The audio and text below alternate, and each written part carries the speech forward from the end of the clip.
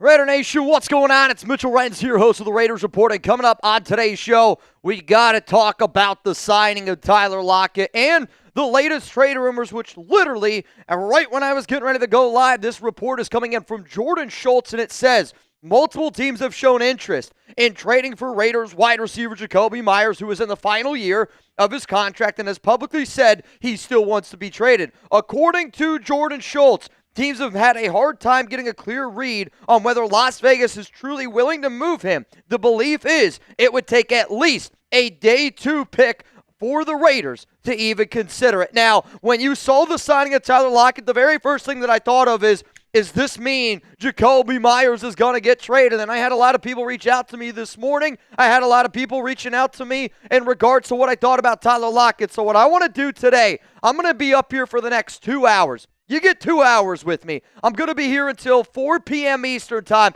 I want to talk about Lockett. I want to talk about Jakobi Meyers. I want to talk about the state of the Las Vegas Raiders. And then later on tonight, I will be live for Raiders.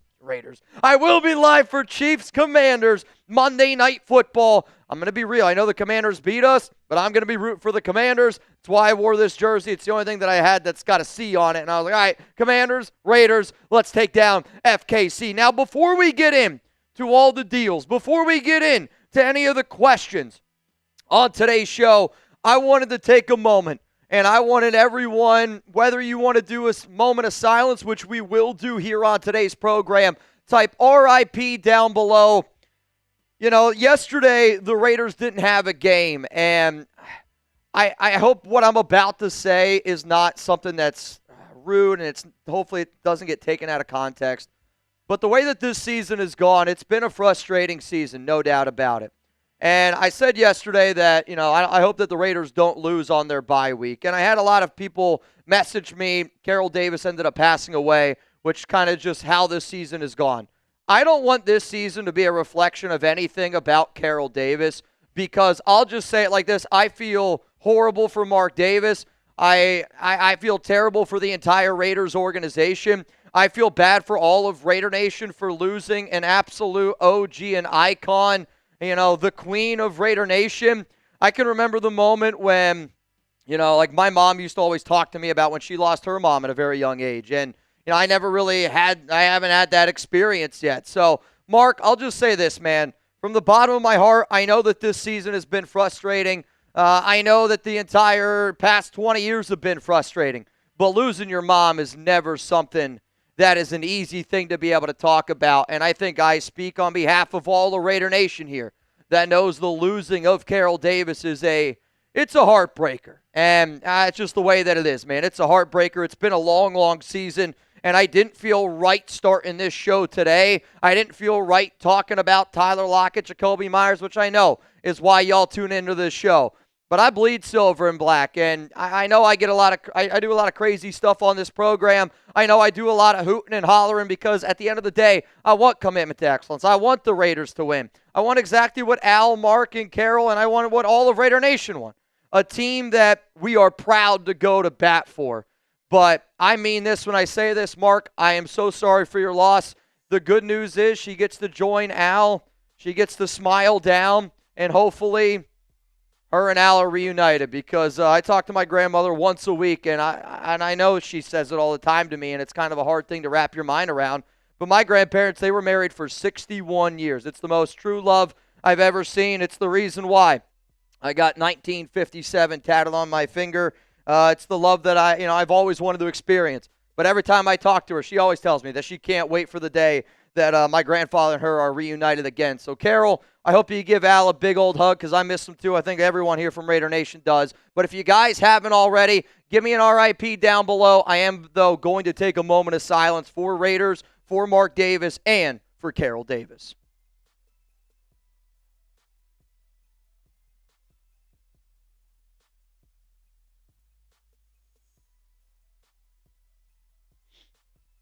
All right, y'all. Let's get this thing rocking.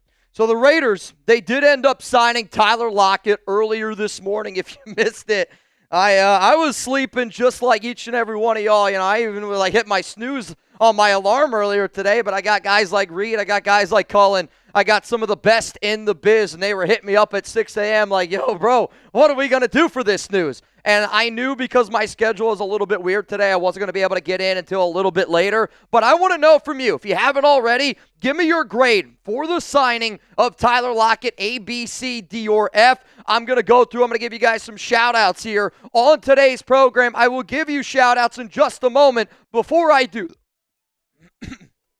oh, man. No. I had some coffee this morning, and I'm not kidding you. I think I just burped up an entire coffee ground. Give me some LOLs down below. But before I do, though, I do want to give a shout-out to today's sponsor, PrizePicks, because PrizePicks has done a lot of great things for me. PrizePicks has done a lot of great things for Chat Sports, and they are America's #1 fantasy sports app out there. I know, I almost threw up my coffee live on the Raiders Report.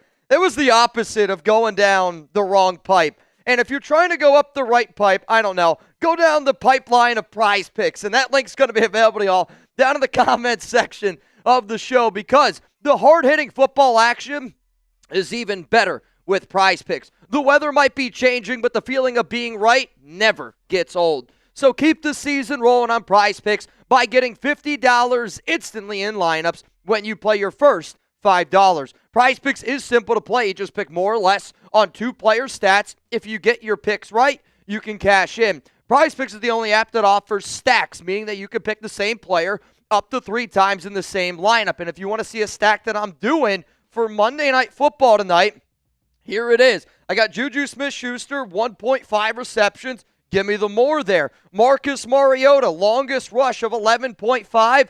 Give me the more there. And then Tyquan Thornton, which I kind of found interesting. They have Tyquan Thornton down for 1.5 receiving yards and a long reception of 1.5. So essentially, I was like, give me that stack every single day of the week. I know Rashee Rice is back. I know they got some extra options, but what?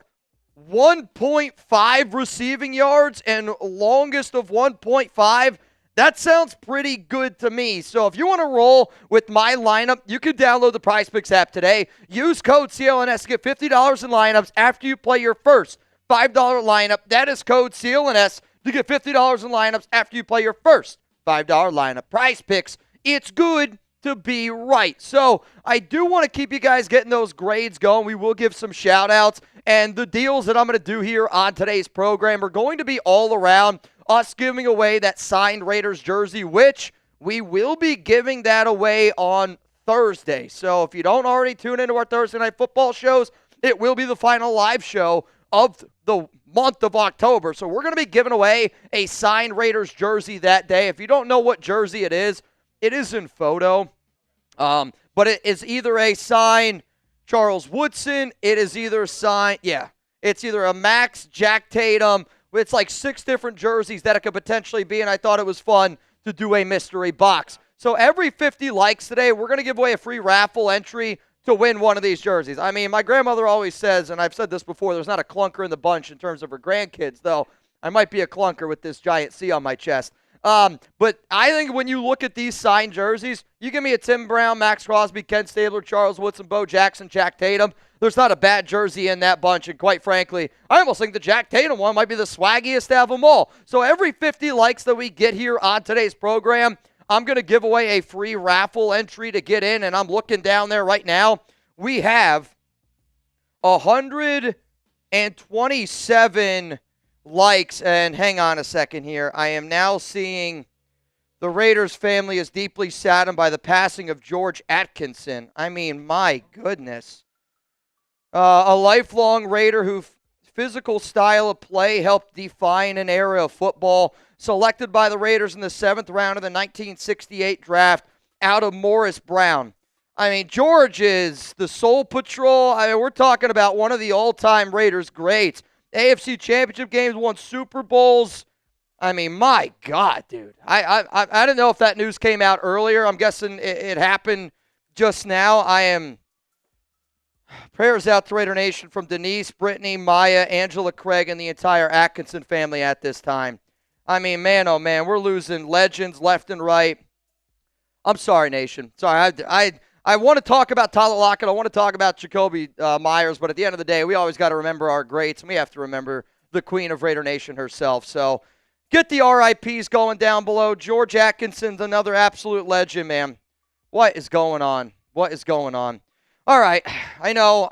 Let's just talk about the questions that are coming in here. Some of you probably don't even care about the deals that we're even going through now. But if you do want a chance to win a signed Raiders jersey, $5 super chat, we're going to get you some raffle tickets. $10, you're going to get 3. Every 50 likes, we're going to give away one, which, you know what? We are already at 150 likes, so whoever's spamming, I don't want to spam RIP. Spam RIP, I guess. I feel like it's weird to have y'all spam something and then give away a jersey raffle. If you're spamming RIP, I hope that you're just doing it for George Atkinson and Carroll Davis. I don't want people to think that I want people to spam RIP for us to give away a Raiders jersey. That's not how I operate, and I just want to be very, very clear on that. Very, very clear on that. Very clear on that. Let's go to Santana the Preacher. What up, Santana? Yeah, this is Suave. Suave changes up his name very, very often here. Oh, M. Mac. Mitchell, how do I get my jersey from the win yesterday? I sent a DM. You got to hit me up on Venmo. We gave you 3 different avenues to claim your jersey. So I would say hit me up on Venmo, $1 Venmo. I'll send you right back to you at MitchellRens365. This is the most C move ever. You know, the signing of Tyler Lockett, when it first happened, I'll say it like this. I actually think it puts a bigger target on Pete Carroll and Geno Smith's back. And I say this simply because Pete Carroll has gotten everything that he has wanted. He has. He's gotten everything that he's possibly wanted. By you going out and proving to everybody that you are still trying to win. And I know the Tyler Lockett signing isn't like a big signing, but it is still a move that proves that you were trying to add talent. And teams that, you know, I think are usually 2-5 in the state of the Raiders, teams like that are typically selling. Like, look at the Tennessee Titans, a great example. That team is selling assets. They just traded away Roger McCreary. But at the same time, you know, by you going out and getting somebody that is a Geno Smith guy, by going out and getting a Pete Carroll guy, if Geno and Pete and Tyler all struggle, that's going to go back on them. And that's going to put an even bigger target on their back, which maybe Pete doesn't realize. I will say this. The Tyler Lockett signing is a 100% Pete Carroll move. I'm not going to reach out to SpyTech because I don't even want to get involved with him right now. But I know this.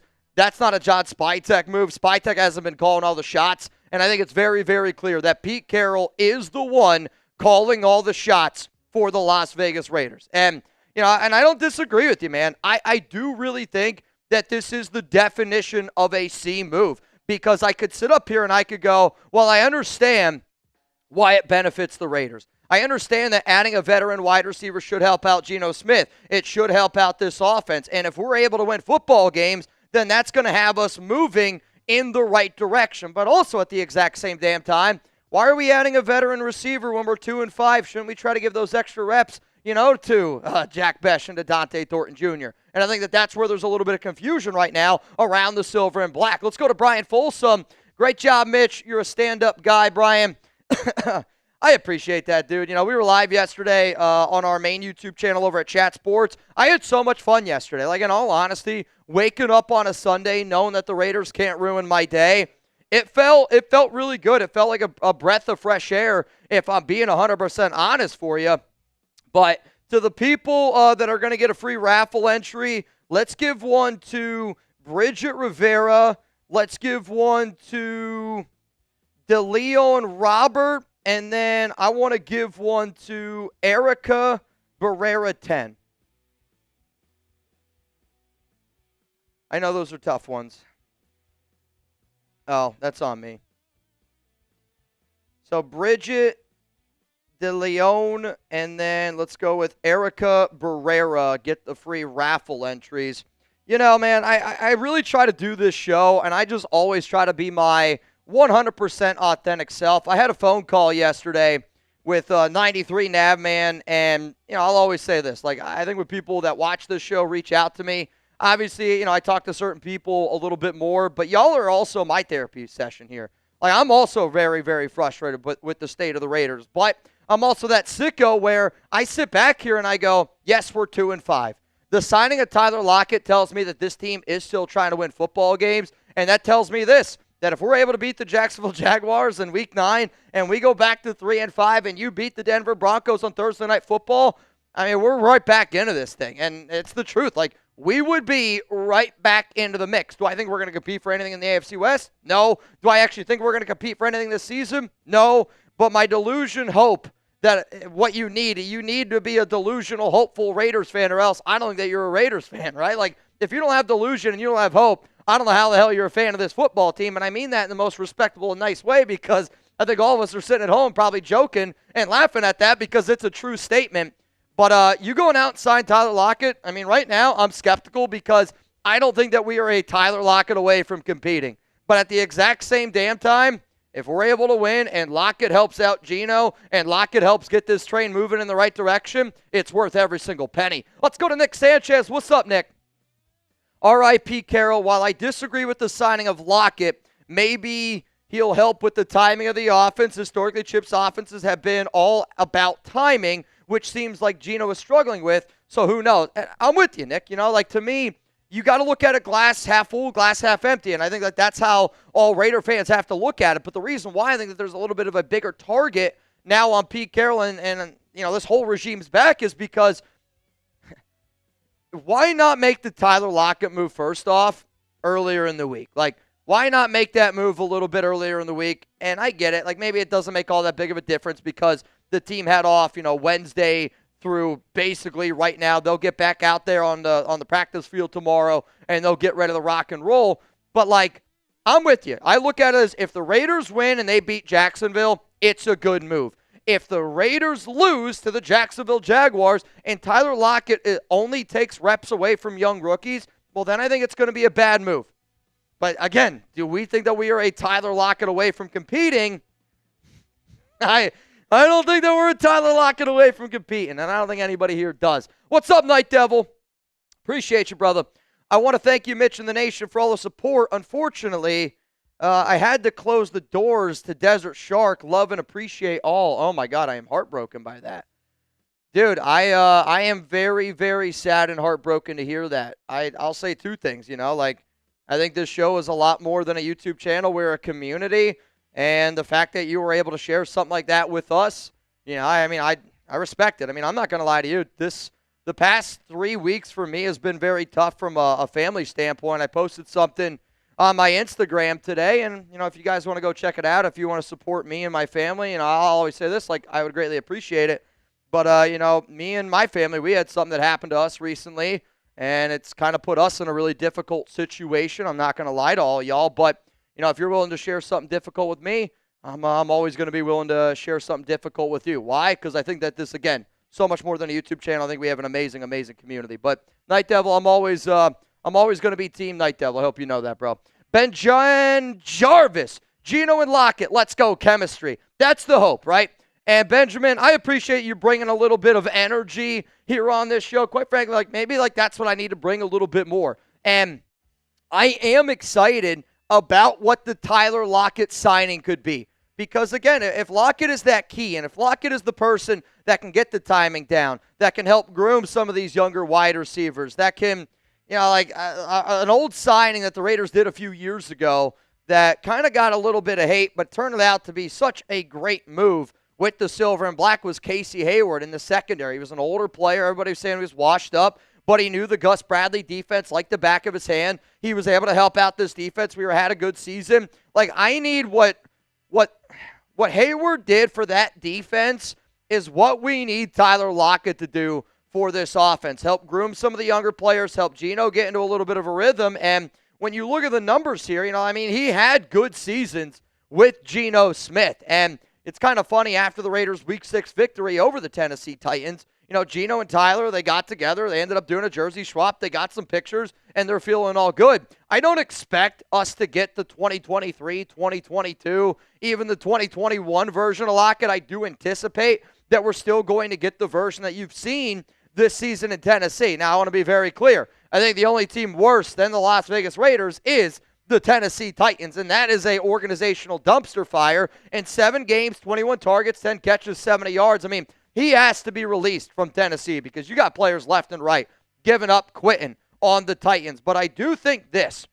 I think if you're a Raiders fan, there's 2 paths that you could look at. You could look at the way that Tennessee has kind of been going about this season where they move on from their head coach. You got players quitting left and right, like literally in the middle of the game, quitting left and right. And then on the other side, you got a team like the New York Jets and Justin Fields and Aaron Glenn, and a team that proved that, you know what, until we're done, we're going to keep on fighting. And if you're the Raiders, like, that's what you're hoping. We're hoping that this team keeps on fighting, keeps on scrapping, keeps on clawing, because that's what I want to see. Even if we lose, and I expect us to lose probably every game from here on out, but even if we lose, I want a team to be proud of. I want a team that shows we are moving in the right direction. Unfortunately, we haven't had a team that's given us that. They gave up against the Chiefs. They gave up against Indianapolis, and you barely beat the worst team in the NFL in the Tennessee Titans. Give me a reason to believe, because I'm a Raider fan, and I'm delusional. I'll believe it. Let's go to Suave. Did not mean to change the name.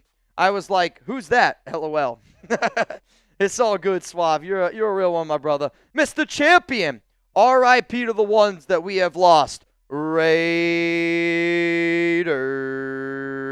And I think that's all you can do at times. You know, I think moment of silence, type in R.I.P. There's nothing that you can say. There's nothing that you can do that's going to justify when somebody loses one. But, you know, I always go back to what my grandmother said when she unfortunately lost my grandfather. And, you know, she used to always say, like, let's just keep remembering. Let's keep on bringing on those good memories because, you know, like, when I go, whenever that day is, I hope that you guys talk about all the good times we had. Like, I don't need y'all to miss me. You probably will, just like I would miss y'all. But I hope that you would always continuously keep bringing the good vibes going because that's what I would want. Hell, that's what Brandon Jasper would want. Sway Magos, where did you get that jersey, Mitch?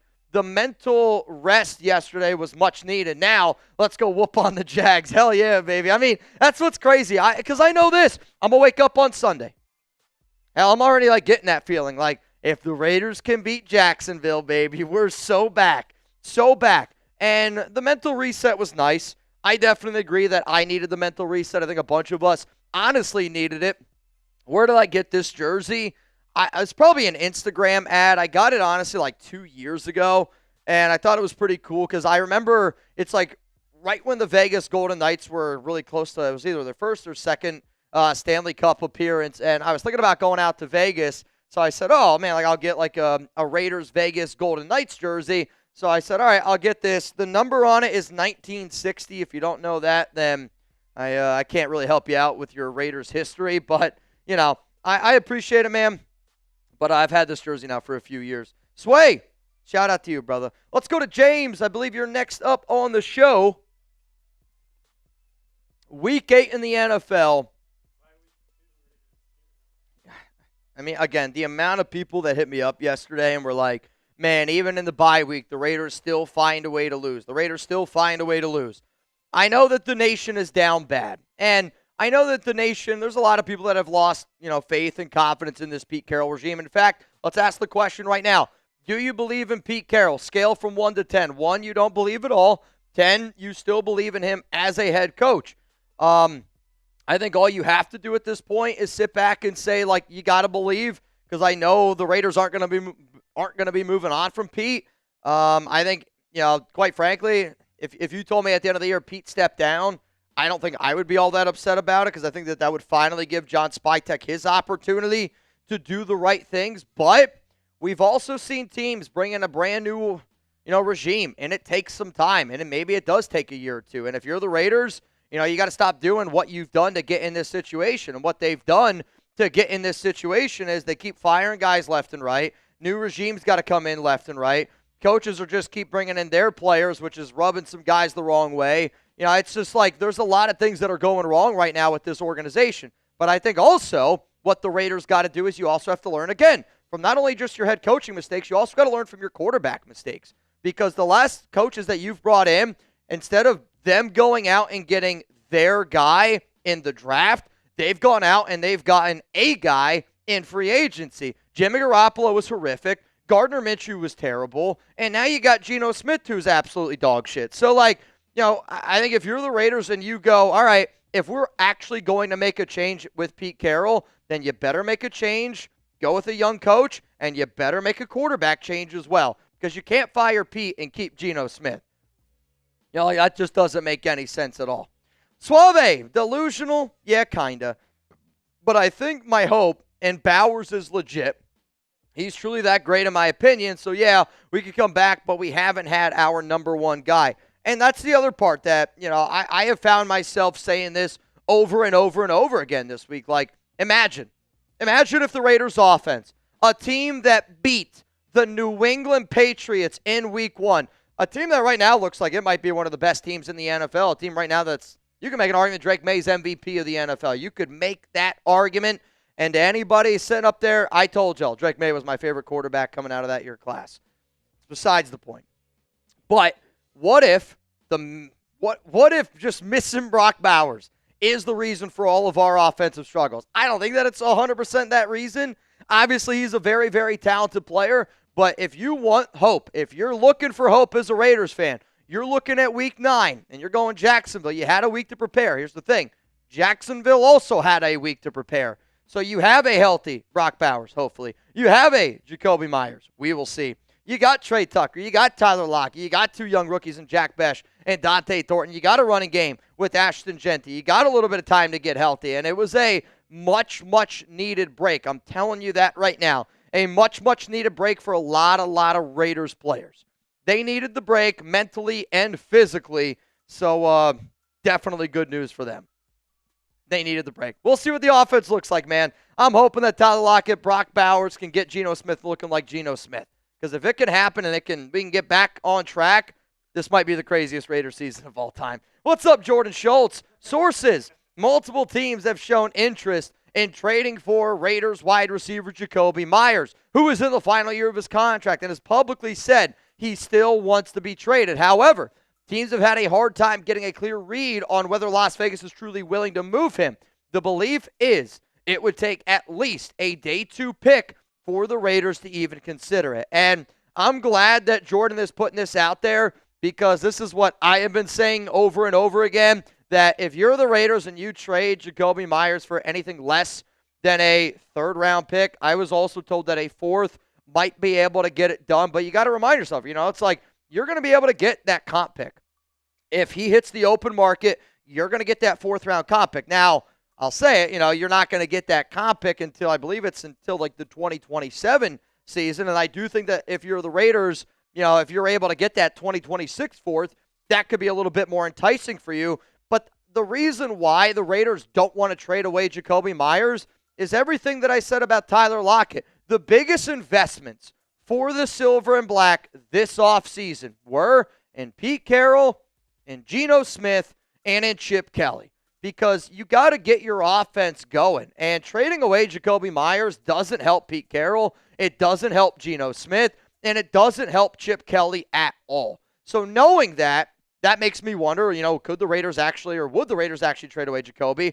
But if a team offers the Silver and Black a 3rd-round pick, and this is something that I talked about yesterday early in the morning before I went live on our Red Zone show for Chat Sports, but I sat up here and I was like, watch a team like the Buffalo Bills. I know Buffalo blew out Carolina, but they need wide receiver help. Look at the Pittsburgh Steelers. That defense can't stop anybody. And if you can't stop anybody, well, then you better be able to score some points. That's a team very, very heavily targeting, a wide receiver. And then the New England Patriots. And if you do think that you have a shot to win it all, if you think you got a shot to win the AFC East and take down the Buffalo Bills, I think trading for a guy like Jakobi Meyers would be a very, very interesting trade. Now, I made a few trades last week, and I made a bunch of different ones. This was one trade that I threw out there just based on what the reports were at that time. Now knowing that the Raiders, and again, I've always speculated that the Raiders want a 3rd-round pick,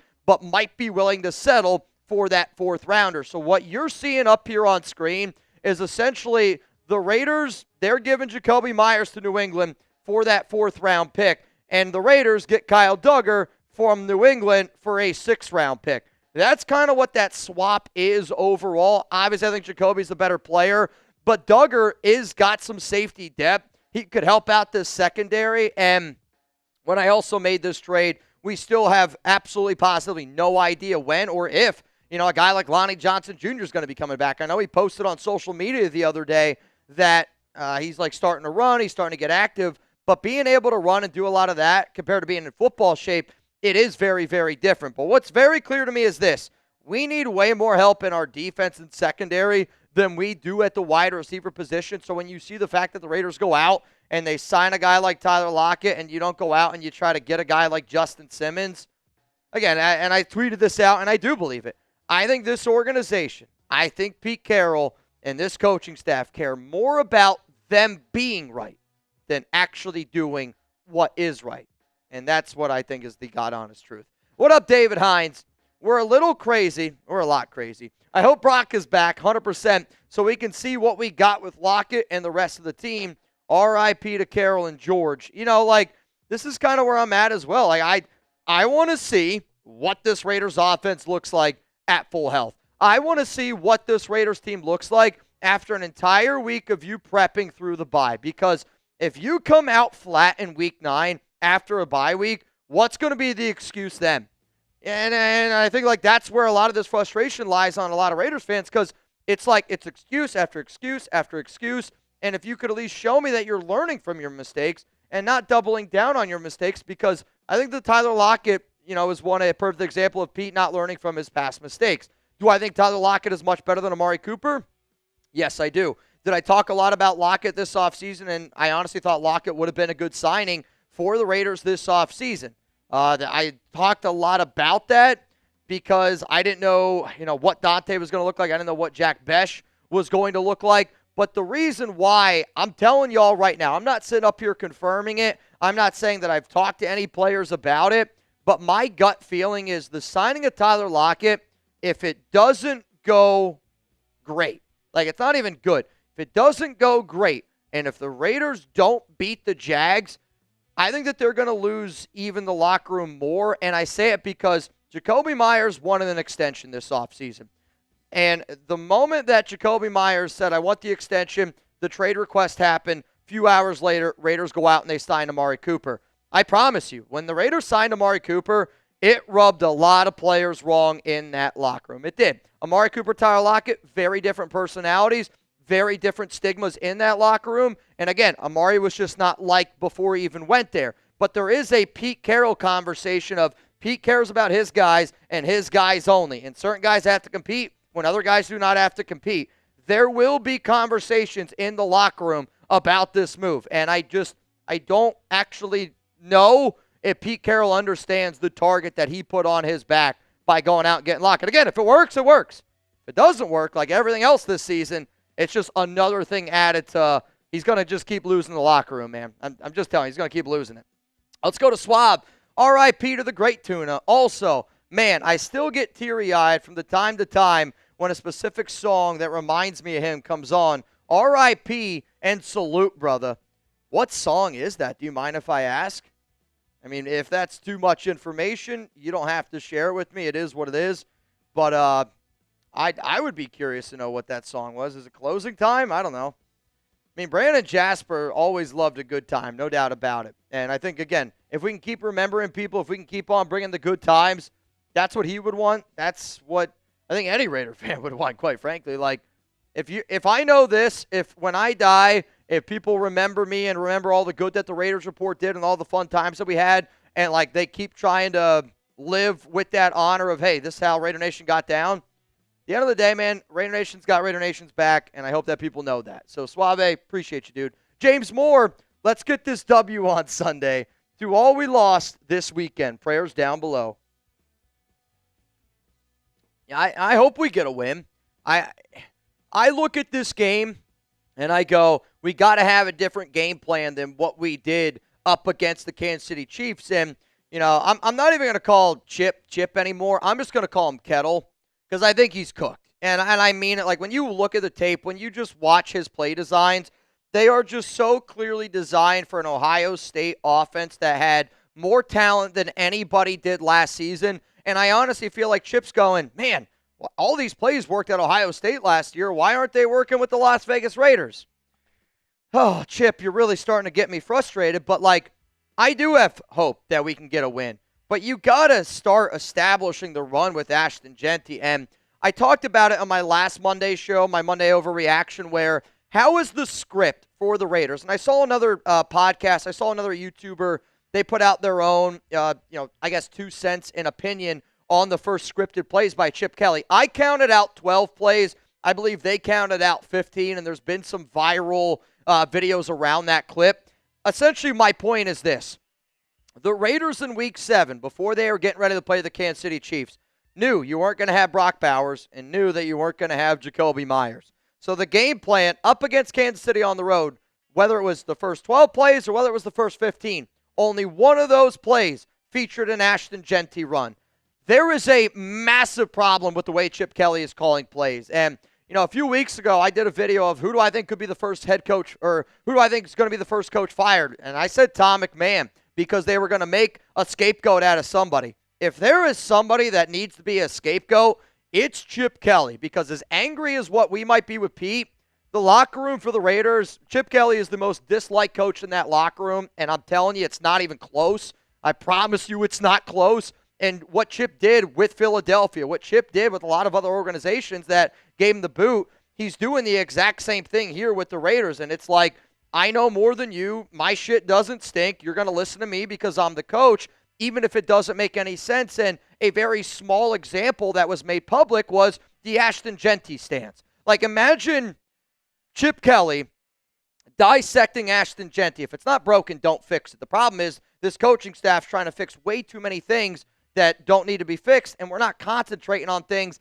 that actually need to be fixed. And, I don't have all these other examples, but there are a lot of other examples, I promise you, in that locker room. But Kelly, it starts with Chip. Like, we need good play designs. We need to be able to put the best situations of forth for our players. And, right now I'm sitting back and I'm going, what are we going to do? And I hope that Chip Kelly has a game plan, because I'm telling you this right now. Chip. If the Raiders' offense is bad against the Week 9 Jags and you had an extra week to prepare, I'm coming for your job, Chip. I've been silent. I've been quiet. I know that Pete ain't going anywhere. I know he's not going anywhere. Y'all probably saw the reports. I've been saying it for a long time. The source that I got on Pete not going anywhere, there ain't a better source on it. So, I know Pete's not going anywhere. Chip Kelly, though, if the offense doesn't get better, get ready for the fire Chip Kelly stuff. Get ready for the fire Kettle stuff, because it's going to be coming. Darian, my brother, sorry for being late. Hey, you never have to apologize for being late unless you peed on something, and that's why you were late. Mark, need a headset like Irsay's daughter, because he needs to hear what we're all seeing. Show we need to sell and rebuild. If there's one thing that you got to see, and you got to show a lot of respect to Irsay's daughter, is she gives a shit. And we have a saying here at Chat Sports, it's about giving a shit. And I don't care what you do in life. I don't care if you're a car salesman. I don't care if you're a host on YouTube. I don't care if you're the best dressed guy on social media or a realtor, right? Like, when you go to that job, you got to give a shit. And I hope any young kid watching here, I had a young gentleman, he hit me up on Instagram today, and he goes, Mitch, I love all the shows that you do. I want to do what you do. How do I get into the field that you're doing? You got to give a shit. You got to be willing to work long hours. You got to be willing to do things that other people are uncomfortable or don't want to do, but it's about giving a shit. And Jim Irsay's daughter, she's been showing up. She's been giving her 2 cents. She's been giving lots and lots of shits, and it shows up, man. Right? Look at that organization. They are moving in the right direction. And when you do things the right way, it becomes contagious. And it becomes contagious from the top bottom. I don't want to rip on Mark too much, because I know Mark wants to win. And I know that Mark cares a lot. And I know that the decisions that he's made haven't turned out the way that he has looked for them. But I also think that Mark needs to be able to sit back and go, what am I doing wrong? Mark, what you're doing wrong is, unfortunately, and I get Mark. I get a lot of older men, right? Think about your grandfather. Think about any dude that's over the age of 70 years old. They're stubborn individuals. They are. And I also think it's hard for Mark to realize that, maybe he doesn't know what needs to be done, or maybe it's hard for Mark to realize that his time has come and gone. But I also look at what Mark has done. He keeps hiring retreads. Josh McDaniels. He hired a washed-up Pete Carroll.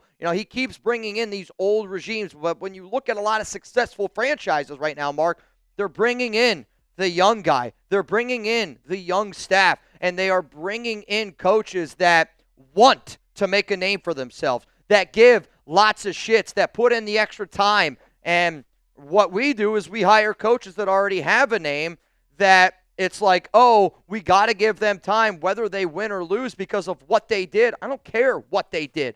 I care about what you're doing right now. And I hope that Mark hears that. Mark knows that I'm frustrated. Mark knows that all of us are frustrated. But I think Mark's hardest problem is wherever he's getting his hiring advice from. We always make the joke here at Chat Sports that I'm the head of HR. If I got to work at the Raiders to help get this organization going in the right way, you know where to find me, Mark. You know where to find me. Let's keep it moving here. Darian, shout out to you, brother. Shout out to you, brother. Though, I do think we are all caught up now on all the Super Chats, or almost. We still got a few more to go. Reminder, I'm going to be live here until 3 o'clock my time, which means you guys are going to have me for another hour, 15 minutes. All I wanted to do today is any topic that's on your mind. Whether it is Raiders, whether it's Tyler Lockett, Jakobi Meyers. And you want to talk about the World Series? You want to talk about Monday Night Football tonight? I'm down. That's all I want to do tonight. I want to have conversations around what Raider Nation is feeling. Though, I'm looking right now, and I just checked my Venmo. Reminder, if anybody wants to get in a duck race today, let's do a $20 Venmo at Mitchell Renz 365. I see my brother, Soulja Man, is in the duck race, so shout out to Soulja Man. I got you in, man. I got you in, my man. Which, crazy. Yeah, apparently also being reported. Oh, I thought that was a different report. It's the same report. Raiders are apparently looking for a day 2 or second or third round pick for Jakobi Meyers. Which, again, I love me some Jakobi. You guys know I love me some Jakobi. But if they offer you a third round pick, you got to take it. If a team offered the Raiders a third round pick, why for yes and for no, do you accept that trade? Yeah. Because it helps you in the future, but also at the same time, it does not help your investments right now. I think the only way you trade Jakobi Meyers is because the other reason why you don't do it, because here's the other problem with Pete. If they trade away Jakobi, they're going to use that as an excuse. Like, back half of the year, I guarantee they use it as an excuse. Pete Carroll, Chip Kelly are going to go, oh, well, my number one option was traded away. Oh, Brock Bowers was injured for most of the season, had to learn a brand new offense. That's why the struggles were there. Like, if you want to give them absolutely, positively no room for excuse, like if you're somebody where you go, I don't want Geno Smith to be the quarterback of the Raiders next season, you actually should probably want Jakobi Meyers to be on this team. Because if they go out through the whole year and they have Jakobi, and like even after the bye week, Geno was still bad, there's no need to keep Geno around. It's going to be interesting, man. I just think about, like, you're 2-5 with him. Yep. But is he really here? Who? Jakobi. Because he said he wants to get traded. I mean, but Jakobi it's like, said is he wants really to be here? traded. So from what I understand, and Jakobi said this, Jakobi said that he's made jokes to his teammates, basically being like, I don't know if I'll see you tomorrow or not, and that might not be a big deal, but it is a big deal because then you hear from all these other players where you don't know what to expect going forward. And, I mean, the biggest issue with the whole Jakobi Meyers situation is Jakobi did everything right this entire offseason. He is one of the most loved players in your locker room, and yet this is an organization that is not showing him the love or, I think the best word, respect that he deserves. And, to me, you might not agree with everything that I do, but at the end of the day, I think people respect what I do. And if you don't respect somebody, like the number one thing I will teach my kids, and I mean this, is respect. If grandma and grandpa tell you to do something, it's not why, it's, my dad used to always say, if grandma and grandpa tell you to jump, it's how high. It's not no, it's how high. If mom and dad tell you to do something, it's yes. It's not, it's a yes. You respect your elders. If you see a woman and she's 40 feet away from you and you don't hold a door open for her, shame on you, right? Like the other day I was at the gym and I was wiping down all my equipment And some woman, she came up to me and she was like, "Oh, like here at our spot," and she was like, "Oh, you don't have to do that." And my response to her was like, "If there was another guy sweating as much as I sweat, and my wife was in the gym and you didn't wipe down your equipment, again, you don't got to wipe your equipment down for me, but I would want you to wipe your equipment down for my wife." Like, you know what I mean? So, like, I think at the end of the day, it all comes down to respect and the way that the Raiders have handled the Jakobi Meyers trade, everything this whole offseason tells me that I don't think that they respect Jakobi Meyers, and I hate saying it because I don't know how you don't respect Jakobi, right? Like, especially when I don't know how you don't respect it. Like, when you look at the stats, that's not even like half of like it is. This is with Gardner Minshew, Jimmy Garoppolo the last 2 years. And when you get over 1,000 yards with Gardner Minshew, like, and a little bit of Aiden O'Connell, right? Yeah, there's a little bit of Aiden. It's I mean, really, it is 2023 is Jimmy Garoppolo, Brian Hoyer, Aiden O'Connell. 2024 is Gardner Minshew, Aiden O'Connell, probably a sprinkle of Desmond Ridder in there. You know, like, it's all around bad. But the other part of it, and he's not complaining. And that's the other thing. It's like not even a stat thing. It is in today's day and age of diva-filled wide receivers. They are everywhere. You have a guy that I get it. He's not a true number one. Extension. He wanted an extension. He wanted to be here. He wants to block. He shows up to non-mandatory things, and again, he does everything that you ask him to do. You know, he does everything you ask him to do, and yet you didn't do right by him. So, like, I mean, now at this point, Jakobi has said he wants to be traded. I don't know if it's going to happen. I thought it was 100% going to happen last week. Where now, you see the reports of Jeremy Fowler saying 35% chance that it happens. You see now that apparently the Raiders are asking for a second or a third round pick. I don't think that you're going to get a second, maybe a third or a fourth rounder for him. But I would say right now, if you got a quarter in your pocket, reach into it, call it in the air, heads or tails, because I think that's how much of a chance there is right now for Jakobi to get dealt. I thought you were going to sneeze. Yeah? I thought it was coming. Yeah, it's on me.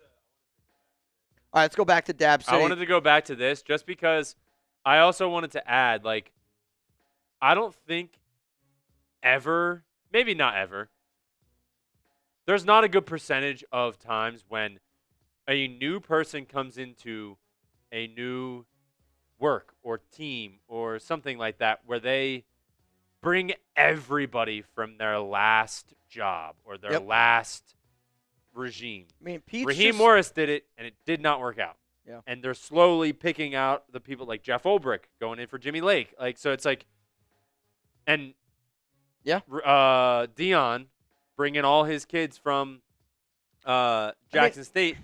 It didn't change anything. They're not in the college football playoffs. They're not, like, it wasn't like a huge jump. But when you continually do that, when nothing's changing, it's just like, why you keep bringing people in from like Vegas Seahawks? Like, what are we doing? Well, I think the problem is, the addition of Tyler Lockett, and really when you look at this entire offseason from the whole, like, let's look at it from a whole, from all the way back in February when Pete was hired. This has been an organization where all Pete's trying to do, and he's doing exactly what McDaniels did, is try to recreate what once worked really well. Josh tried to recreate what they did in New England to help win championships in New England. That's fine. That was an old plan, outdated plan, 10 years outdated. What's Pete Carroll doing? He's kind of trying to do the exact same damn thing where you could tell the defense that he's running is a defense that probably would have worked with the Legion of Boom. Breaking news, we don't have the talent of the players from Legion of Boom. It's a coaching staff that has a plan in their mind. And the plan in the Raiders' mind, the plan in Pete Carroll's mind is, how can I recreate what I did in Seattle? And instead of looking at that plan and being like, this plan sucks, like it's not a good plan. And instead of making adjustments with it, it's, nope, we're going to double down on that plan. And we're going to keep doubling down on that plan. It's like, again, if I'm in Dallas, Texas, and I'm trying to get out to Las Vegas, well, I just hopped on a flight, and I'm flying east. And everyone's telling me, hey, man, you're going the wrong way. And I'm going, nope, this is the route that I got to take. I'm going to go east before I can go west. But it doesn't make any sense. But it's okay, because that's the plan that I set, and that's the plan that I'm going to do. Suave, drink a beer. Luke Bryan, literally heard it from the first time ever the day I heard of his passing, even though I don't drink anymore, but that day I did. Drink a beer by Luke Bryan. I'm not a country fan. Drink a beer? I'm going to look it up. Let me see what we got here. When I got the news today, I didn't know what to say, so I just hung up the phone. I took a walk to clear my head. This is where the walking lead. Can't believe you're really gone. Don't feel like going home. So I'm going to sit here on the edge of this pier and watch the sunset disappear and drink a beer. I mean, there's a lot of rhyming in that. I obviously know that I don't sound like Luke Bryan. I was gonna say, but I'm worried I'm going to get a copyright strike. No, I am going to listen to that song, dude. I was gonna say, it sounds exactly like him. We did, though, by the way, just hit 300 likes, and I've been saying every 50 likes that we get, we're going to give away a free raffle for an opportunity to win a signed Raiders jersey. So, since we're talking about one of the greatest of all time, can I get some tunas down below, T-U-N-A down below, whoever spams it the most, or who we're going to give 3 away. Reed's going to pick the names. Just put them in that sheet, and we'll be good to go. Also, Giuseppe in the duck race. Victor Lobos in the duck race. Soldier Man up in that duck race, which means right now, $20 Venmo. Big money. Chance to go home with $30. Wow. Big money, big money, big money. Though somebody will win some money, which is good. All right. I hope a few more people get in. I am picking. I see Joshua Garcia. Mm-hmm. How many? 2 more. Who wants it? Who wants it? I got Matthew Lozano. Okay, Matthew Lozano. Yeah, Ian. And one more. Yeah, Ian. One more. We got. What do you got? Oh my God, it's going so fast. They're coming in. Dwayne Dwayne to the 775 people watching right now. I am going to be live for another hour, 5 minutes. I also am going to be live later on tonight for Monday Night Football. Raiders did not play this week, so I said, you know what? I'm going to go live Monday Night Football. I always go live for Monday Night Football, but I really, really wanted to pay a little bit more closer attention to that Monday night game because it is Kansas City. I know there's also a World Series game tonight, so we'll talk about the World Series game a little bit, but our main focus is going to be rooting for the Commanders to take down FKC. Let's go to Raider Rick. How about an award winner at center in college? Believe me, I don't have an answer for you, and again, it's the Raiders doing what they did to JPJs. Again, it's exactly like what I was trying to say with Chip Kelly trying to change the Ashton Genty Michael Mayer stance, right? Like Michael Myers stance. Excuse me, I keep saying Michael Mayer. It's the Raider in me. But the Michael Myers stance, it's like you're telling me you're going to change what Ashton Genty's doing. You're going to tell me that we're going to change JPJ. It's just like we're not focusing, on the proper things, right? Like it's like imagine if the World Series game is going to happen tonight and all the Dodgers did was only focus on what Shohei Ohtani was doing wrong and not worry about anything else in the lineup. Let Shohei Ohtani be Shohei Ohtani. Let Ashton Genty be Ashton Genty. Let JPJ be JPJ. It's what makes them the players that they are, and Jackson Powers Johnson was the best center in college football for a reason because he's a really good effing center.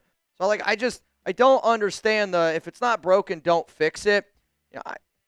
This would be a coaching staff that would look at the Gary Sheffield. I get it. It's a weird batting stance. Change it. Got to change it. Just think about, I think about with JPJ and Ashton Genty, I think it's value. Their value is skewed and not correct on that. And a big example of that is Chip Kelly with the Eagles. Okay. He valued LaShawn McCoy, one of the best running backs in the NFL. Until he didn't. To a below-average linebacker in Kiko Alonso. And he called the Bills and he said, "Hey, you want them?" And they were like, "Oh, very funny." Yeah. And he goes, "No, I just want Kiko." Yeah. And he's like, "Yeah, sure." How do you not be like, "Oh yeah, like that means his value is way lower." Like, so he's valuing JPJ way lower than anybody else. How do you not realize that you've already done it multiple times with Deshaun Jackson and LaShawn McCoy? I mean, he's ruining it. I'm telling y'all right now, it's going to be a video. It's going to be a show that I do. Again, if the Raiders lose to Jacksonville and if the Raiders offense struggles, it's going to be a video that I make. I don't know when, because then you got the deadline on the 4th and then Raiders Thursday Night Football on the 6th. I mean, next week is probably going to be one of the craziest weeks I've ever had on the Raiders Report, if we're being honest. I don't even know if I'm going to have time to go home. But, like, a lot of content, right? Make sure you're subscribed. We're going to be live literally all day on Tuesday for the NFL trade deadline. But I think history has a way of repeating itself. And when you look at the Josh McDaniels regime and how bad of a disaster he was in Denver, and then you look at what he did in Las Vegas, exactly what he did in Las Vegas is exactly what he did in Denver, right? Made no adjustments and didn't try to change. I think what you're seeing right now happening to this Raiders offense is very, very similar to what Chip Kelly did to the Philadelphia Eagles of, I know more than you, my ego knows more than you, I'm the most important thing here to this roster, I can win with any player. And, like, that's what Chip did, and he really, really made an enemy of himself in Philadelphia with a lot of those players. And I'm telling y'all right now, I told myself I'd be positive. We're coming out of the bye week, but I know that Chip Kelly is not well liked on that Raiders team. And I don't expect any Raiders players to say anything. I don't expect people, to come out and be like, oh, Chip Kelly is the problem. But I do know this. I've said a lot of things about those guys. And the fact that no player has stood up, I think speaks volumes. I think a lot of people have said a lot of bad things about that staff. Nobody's really stepped up and said anything. And maybe, maybe they're telling them, hey, like, don't get involved. Stay out of social media. Stay out of it. And, like, that's what you should do. Probably stay out of it, right? It's bad. But I also know where that locker room is with Chip Kelly, and it's not good, man. Like, I think if the Raiders keep going the way that they're going, you're going to have a new offensive coordinator at the end of the season. Like, whether it is a Chip Kelly stepping down or whether it's going to take a Max Crosby to tell Mark Davis, hey, man, I don't think you realize how much Chip Kelly is disliked in that locker room. And Pete Carroll, Pete's got that personality, which I think kind of helps him out with the relationships that he has in the locker room. Chip ain't that guy. Chip's not a likable guy. And when you're not likable and you're not winning, it's a bad combination, man. I remember when the Eagles first got him, everyone was like, whoa, this is the sped-up college offense. Nobody knows what to do because it's no huddle. Yep. And everyone was like, oh, wow, this is awesome. I remember as a kid being like, Chip Kelly offense, like when you would want to just go and you just continue to go and just go. It was the cool offense. Oregon had the amazing jerseys. Yep. It was the hot new thing. But think about it, though. Chip Kelly was the hot new thing. Right. People figured him out. And can't make adjustments. So they went 10-6 in 2013. They went 10-6 again in 2014. Yep. Then they went 7-9. Was that the dream team? And dream team. Everyone was like, "Oh, we know how to stop this now." Yeah. It took them 2 years to be like, "Oh yeah, 7-9." He didn't know what to do. Yeah. That's because he's got one thing and he sticks to it, and if that doesn't work, then he finds a different place to go. Yep. I do not believe in Chip Kelly. Let's go to the next one. Rolling in here on the program, and again, if you want to get your questions, comments up on the show, #Raiders, or you can super chat. Let's go to Guts. Whose job is more secure, Geno or Chip? It's Geno Smith, and it is, well, I guess I should say this. I think there's a better chance that Geno could get benched this season than Chip Kelly getting fired, right? Like, they're not going to take away play calling duties. So for that conversation, it's Geno Smith. In terms of, like, getting cut and fired, I think there's a better chance that Chip Kelly is fired at the end of this season than Geno Smith being released from the Las Vegas Raiders. And it's really going to come down to Pete, because if Pete's still the head coach, Geno's job is safe. Gino's job is safe. If Pete's the head coach, Gino ain't going anywhere. And the money tells you that, right? Like, yes, you could technically get out of his contract, but is this going to be an organization that eats $18 million just to cut Gino? Because you could try to trade him in the offseason. There's not a team on the planet that's going to take on that contract, and, nor should they. I'm not saying it's a lot. I mean, $26 million for a quarterback. Atlanta's paying Kirk Cousins a lot more to be a backup. So, but I would say for this season, benched to losing play call duties, Gino's got a better shot of getting benched. For next season, Chip Kelly getting fired compared to moving on from Geno Smith is more likely because, again, Gino's Pete's guy. Let's go to T. Nipple. What up, T. Nipple? I'm upset for Spytek because I think he has the ability to be awesome general manager, but we are handicapping him and his career. The only reason why I don't feel bad for John Spytek is because he's got a mouth. Use it. Right? And I think that it's time for John to speak up. And, the problem is when John signed that contract and him and, Pete Carroll, they joined forces, it was one of those things that he also made that decision to do that. But at the same time, I don't feel bad for John Spytek because he apparently isn't doing anything about it, and when you see a lot of the moves that are being made, the moves are clear to me. Pete Carroll is making the calls, but you as a GM, you got to have a backbone. And I think John is an outstanding person, I've talked to John, and I know he's a great dude, and I actually do think he's a great football mind. Heck, I made a statement earlier this offseason that I don't take lightly, and I'll say it again. What I was told, the way John Spytek would build a football team is the exact way that I would build a football team. Inside out. You build in the trenches first, and then you work your way out. You see how the Indianapolis Colts are built right now? Like, the way the Colts are built are a team where that's the best offensive line in the NFL. That is a great, great offensive line, and when you have a great offensive line, you make a lot of other players better. Do we have to give credit to Daniel Jones? Abso-flippin-lutely. You got to give credit to Steve Steichen? Absolutely. Jonathan Taylor? Yes, absolutely. But the reason why Indianapolis is dominating every single game is because they dominate in the trenches. They're a physical football team, and sometimes, you don't need all the skill flash. Sometimes it's just as simple as that guy in front of you, and when one guy beats his guy, and you do that for 4 straight quarters, you do that every week, that's a mentally demoralizing team to go up against. That's the team that I was thought that we were going to get. Unfortunately, it's not the team that's been brought, and I don't think Spytek realizes it. But, again, I think Spytek's really got to wake up here because he is losing the nation. He might have already lost the nation. You know who didn't lose the nation? Sergeant Fighter! Bang!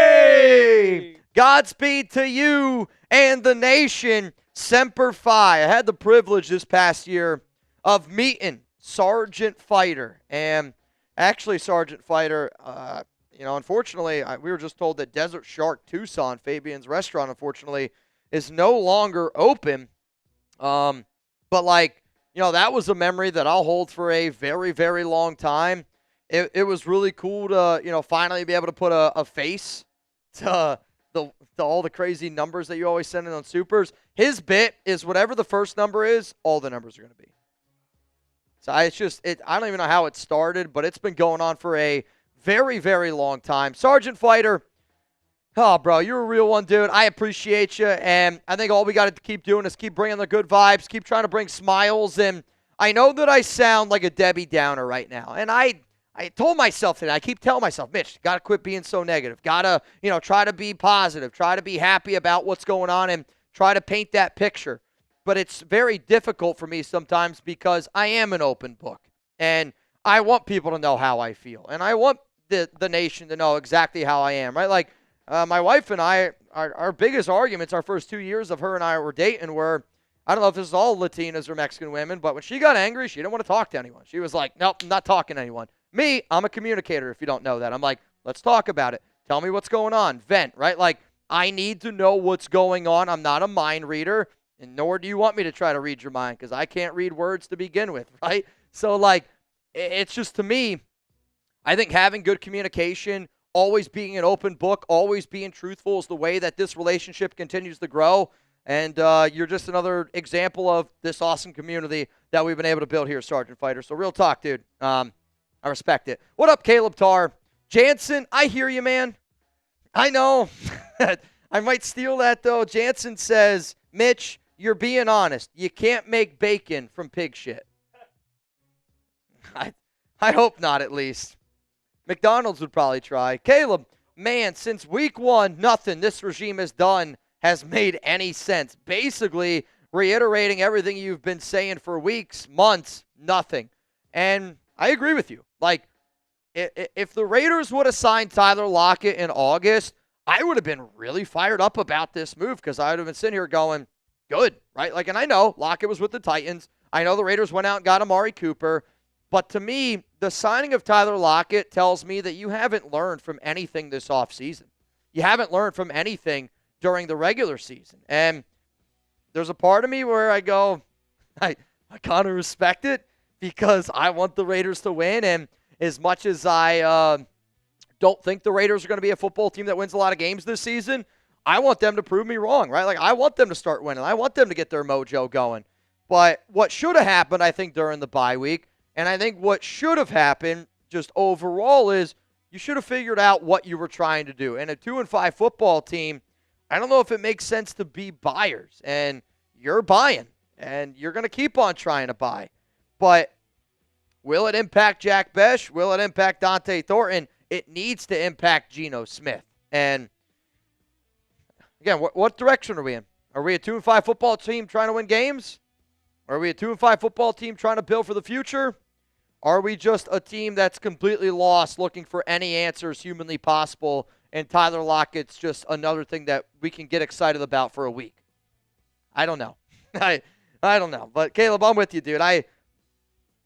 For being where I was at this offseason and being so on board to being here now, I've dealt with a lot of Raider seasons in my day. This is the most mentally frustrated I've been in terms of where the Raiders are at because I expected Josh McDaniels to fail. I expected Antonio Pierce and Tom Telesco to struggle with Gardner Minshew and Aiden O'Connell. I did not expect the struggles that we are dealing with right now, and I think that you can make an argument that the Raiders are more lost now than we've ever been in a very, very long time. What up, Prophet? RIP to Carroll Davis and George Atkinson. Raiders really need to win for their memory this weekend. Not like Jags been great the last 2 weeks.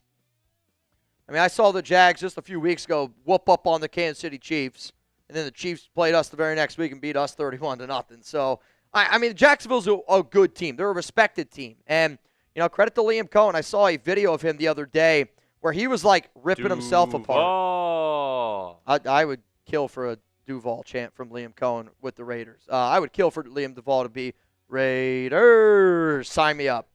Sign me up, dude. I'm freaking in. But, like, I think one thing that you got to respect when it comes to Liam Cohen, if you haven't seen, he's got, like, this video, and he kind of goes viral, and he's sitting up there, and he's like, well, if I'm going to get mad at y'all for not doing your job, I also got to get mad at me for not doing my job. And he's, like, ripping himself apart for not calling the right play. Even if the play was technically open, he's, like, sitting up there, and he's ripping himself apart. Why? Because that's accountability. And, like, that's what I want from our coaching staff, accountability. And I want it from the leaders from top down, accountability, right? Like, I don't want to hear Geno Smith after a Raiders game go, yeah, we just need more time, we need more practice, and blah, blah, blah, blah, blah. Whatever BS filler words you're going to put in, I don't want to hear that. I want to see action being taken place. And if you're going to say XYZ, I want to see XYZ be applied. Because what I don't want is Chip Kelly being like, oh, I want to get Ashton Genty involved a little bit more. And then your first 15 scripted plays, only one is an Ashton Genty play. That's what the Raiders have done all offseason. You've said one thing, and you've done the exact opposite. It's very, very difficult to wrap my mind around where the hell this team's going. But, you know, I was talking to my dad about this yesterday because my dad's favorite player of all time. I know y'all don't. Some of y'all know he's a Jets fan. My dad is a big Jets fan. My dad's favorite player of all time, like all time. And, yeah, Nick Mangold, who obviously just passed away. My cousin Andrew, he's a guy where I remember like 2 or 3 years ago, my cousin, once in a while we'd give away like a sign, like it was like a Bo Jackson helmet. We gave away like some signed memorabilia. My cousin runs this like memorabilia site. At least he used to before he got a kid. Now he's a little bit more busy. He still might do it. I actually don't know. But he gave my dad a signed Nick Mangold jersey. And you saw the New York Jets in a game. I get it. It was against Cincinnati Bengals. Keep fighting. Never gave up. And if you're a Raiders fan, I think that's what you got to hope for. That whatever it takes, whatever that extra motivation is, I just want to see a team that actually gives a shit and actually cares and goes out there and fights to have the honor to wear a NFL jersey, to wear the silver and black, because it is an honor to wear a Raiders jersey and to represent the NFL. It is absolutely a privilege, and I just want to see guys that give a shit. Now, I got more Super Chats coming up here in just a moment. Before I get into it, though, today's show sponsored by PrizePicks, America's #1 fantasy sports app out there. The hard-hitting football action is even better with PrizePicks. The weather might be changing, but the feeling of being right, it never gets old. So keep the season rolling on PrizePicks by getting $50 instantly in lineups when you play your first $5. PrizePicks is simple to play. You just pick more or less on at least 2 player stats. If you get your picks right, you can cash in. On PrizePicks, how you play is up to you. If you want flexibility, choose a flex play, where you can get paid even if one of your picks misses. And if you want the biggest payouts, go for the power play. No matter your play, PrizePicks is a great way to put your takes to the test. And my takes for tonight, Monday Night Football, is a 5-pick flex play. So this is $10 to win $80. I need 2 catches from Juju. I need Marcus Mariota to have a run of 12 yards or more.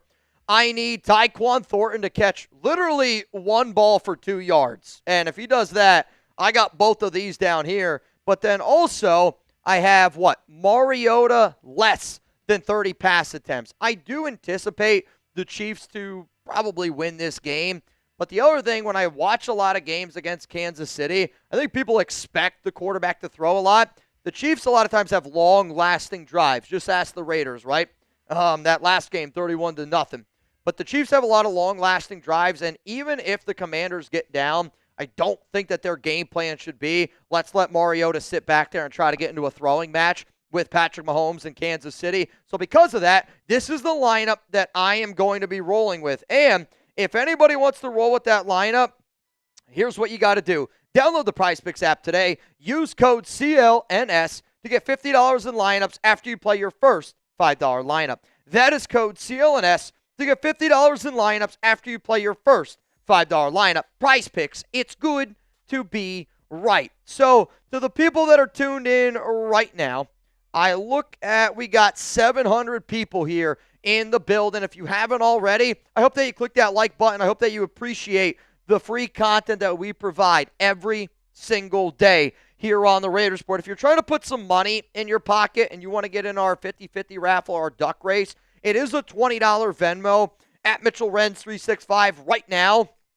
You would be in for a chance to win $50 on the show. Soldier Man, Victor, Joe, Richard, and Michael, you right now are the 5 people in this duck race. If you're also looking for the other deals that we got here on today's program, it's this. Every 50 likes, I'm going to give away a free raffle entry. We're giving away a signed Raiders jersey on Thursday during Thursday Night Football. So make sure you're there. Make sure you're ready to get rowdy, because we going to get rowdy. Every $5 Super Chat is 1 raffle ticket. Every $10 Super Chat is 3 raffle tickets. $20 Venmo to get in the duck race. And if you're going to bang like my guy Sergeant Fighter, you're going to get 50 tickets. Though, now that I'm looking at it, I think we should give Sergeant Fighter, what is that, 60-something tickets? It's probably about 60-something tickets. All right, yeah, we'll give him like 67. We'll give him like 67. Let's do it. Let's do it, F it. What's up, Dwayne? Why will our receiver corps not change routes like teams that do and win? That's how I feel I should read every question, Dwayne. Why? What's actually crazy is our receivers, I'll try to find the stat here real quick. Our receivers have actually done a pretty good job of getting open, which is, again, why I'm like, is it a Geno thing? Chip Kelly has really struggled. So listen to this stat here. And, again, shout out to my guy Tristan Kuhn. He's one of the best on Twitter. In terms of NFL separation rate, Trey Tucker, 4th in the NFL in separation. He is the 4th best receiver in separation in the NFL. Jakobi Meyers, 28th in the NFL. Based on what? Separation. Jack Besh is 32nd, though he technically doesn't have enough routes to qualify. Dante Thornton Jr., 71st, though not enough routes to officially qualify.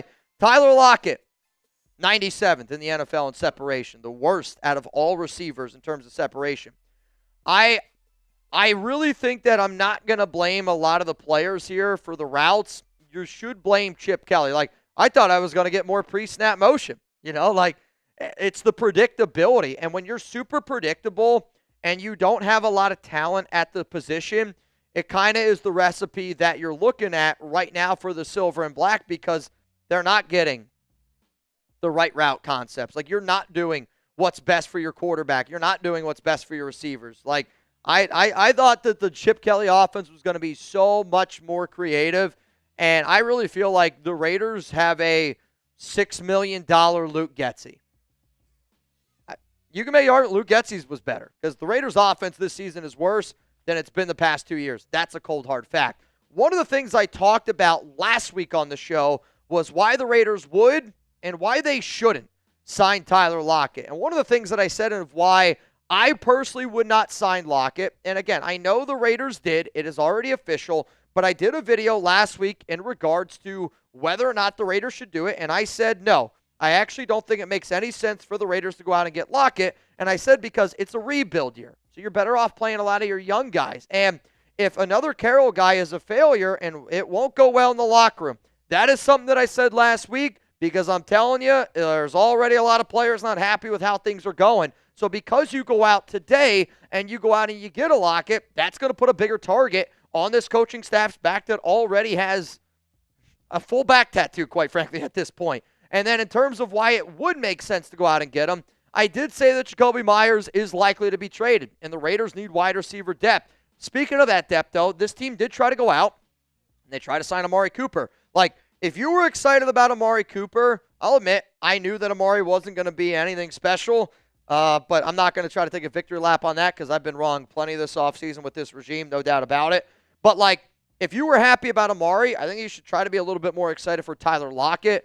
Where I'm at right now with a 2-5 football team, it's kind of hard to be excited about the Lockett move, but it does help out Geno, hopefully. It should help out Chip Kelly, hopefully. And if you're able to get the most out of your biggest investments this year, Pete Carroll, Geno Smith, Chip Kelly, then if the signing of Tyler Lockett can help get that ball rolling, it's worth every penny. But I'll keep saying it. I don't think we are a Tyler Lockett away from fixing all of the Raiders' problems. I don't. I wish we were. What's up, Rebel? Brand new, dude. Brand new pick here from Rebel, and it's freaking sick. Need that surrogate P for good luck. So, I don't remember what show I did last year. Maybe it was 2 years. I think it was last year. And I start just saying, like, all the things that are apparently lucky in all these other countries. So then my guy, Rebel Montana, he tweeted at me that I should get a surrogate penis and put it on, because apparently that's good luck in Thailand. I did say if that tweet got 1,000 likes, I would get one. Though I'm telling you this right now, I'd be worried to see what ads I would get if I started looking up where to buy these. I would imagine you'd be able to just get one on Amazon. I don't think it needs to be anything special, but if me wearing a fake dick helps the Raiders win football games, I don't mean to be a dick, but I'm willing to do it, even if it's a little bit ballsy.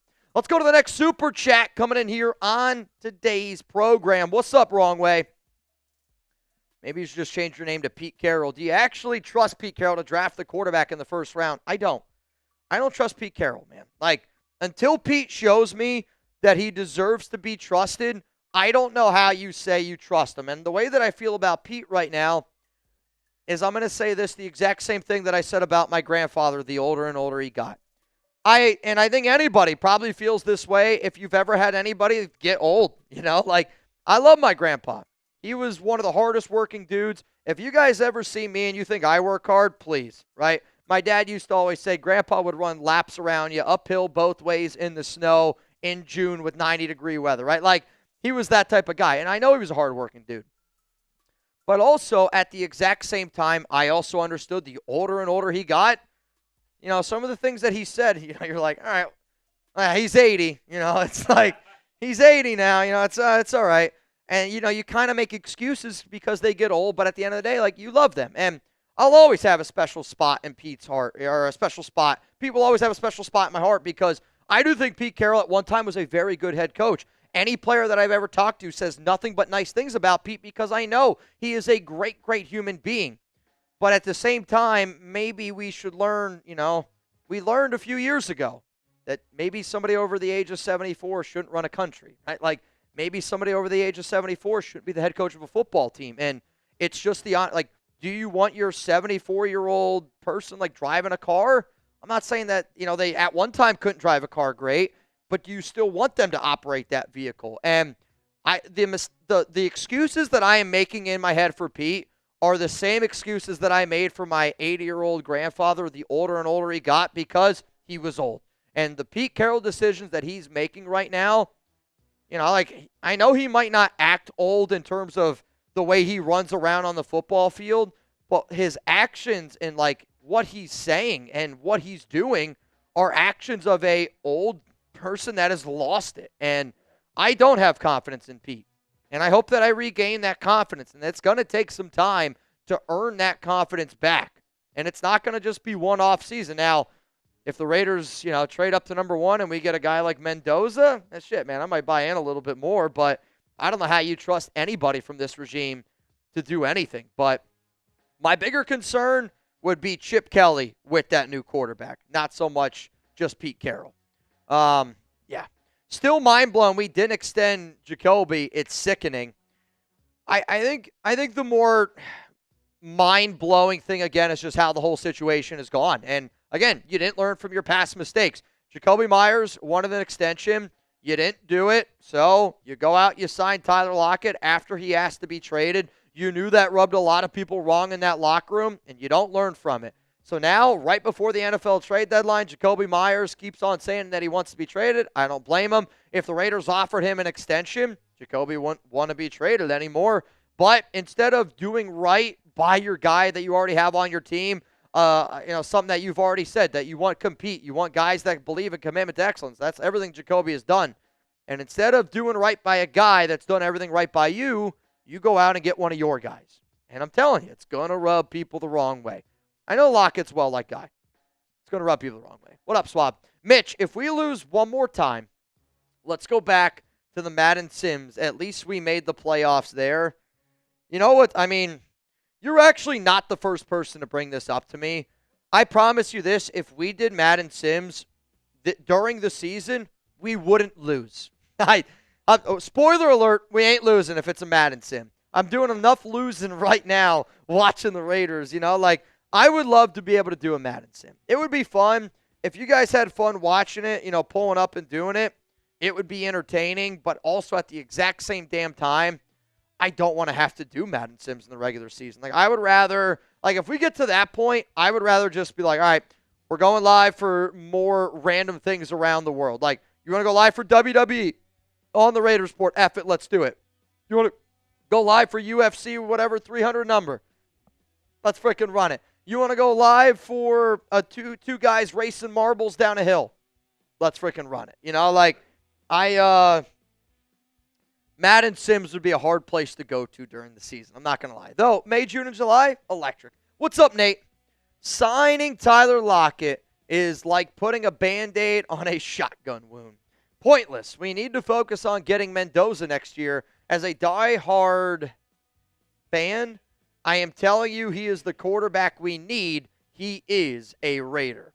I mean, I love Mendoza. And I know, I'm not saying that I know Tom Brady loves Mendoza, but I can't imagine that he doesn't. And I'll say it the same way. If you haven't read John Spytek's book, Michigan Man, go check it out. If you haven't seen Tom Brady's comments about what he thinks it's going to take to be a great quarterback in the NFL, it's about learning how to become basically something bigger than yourself, right?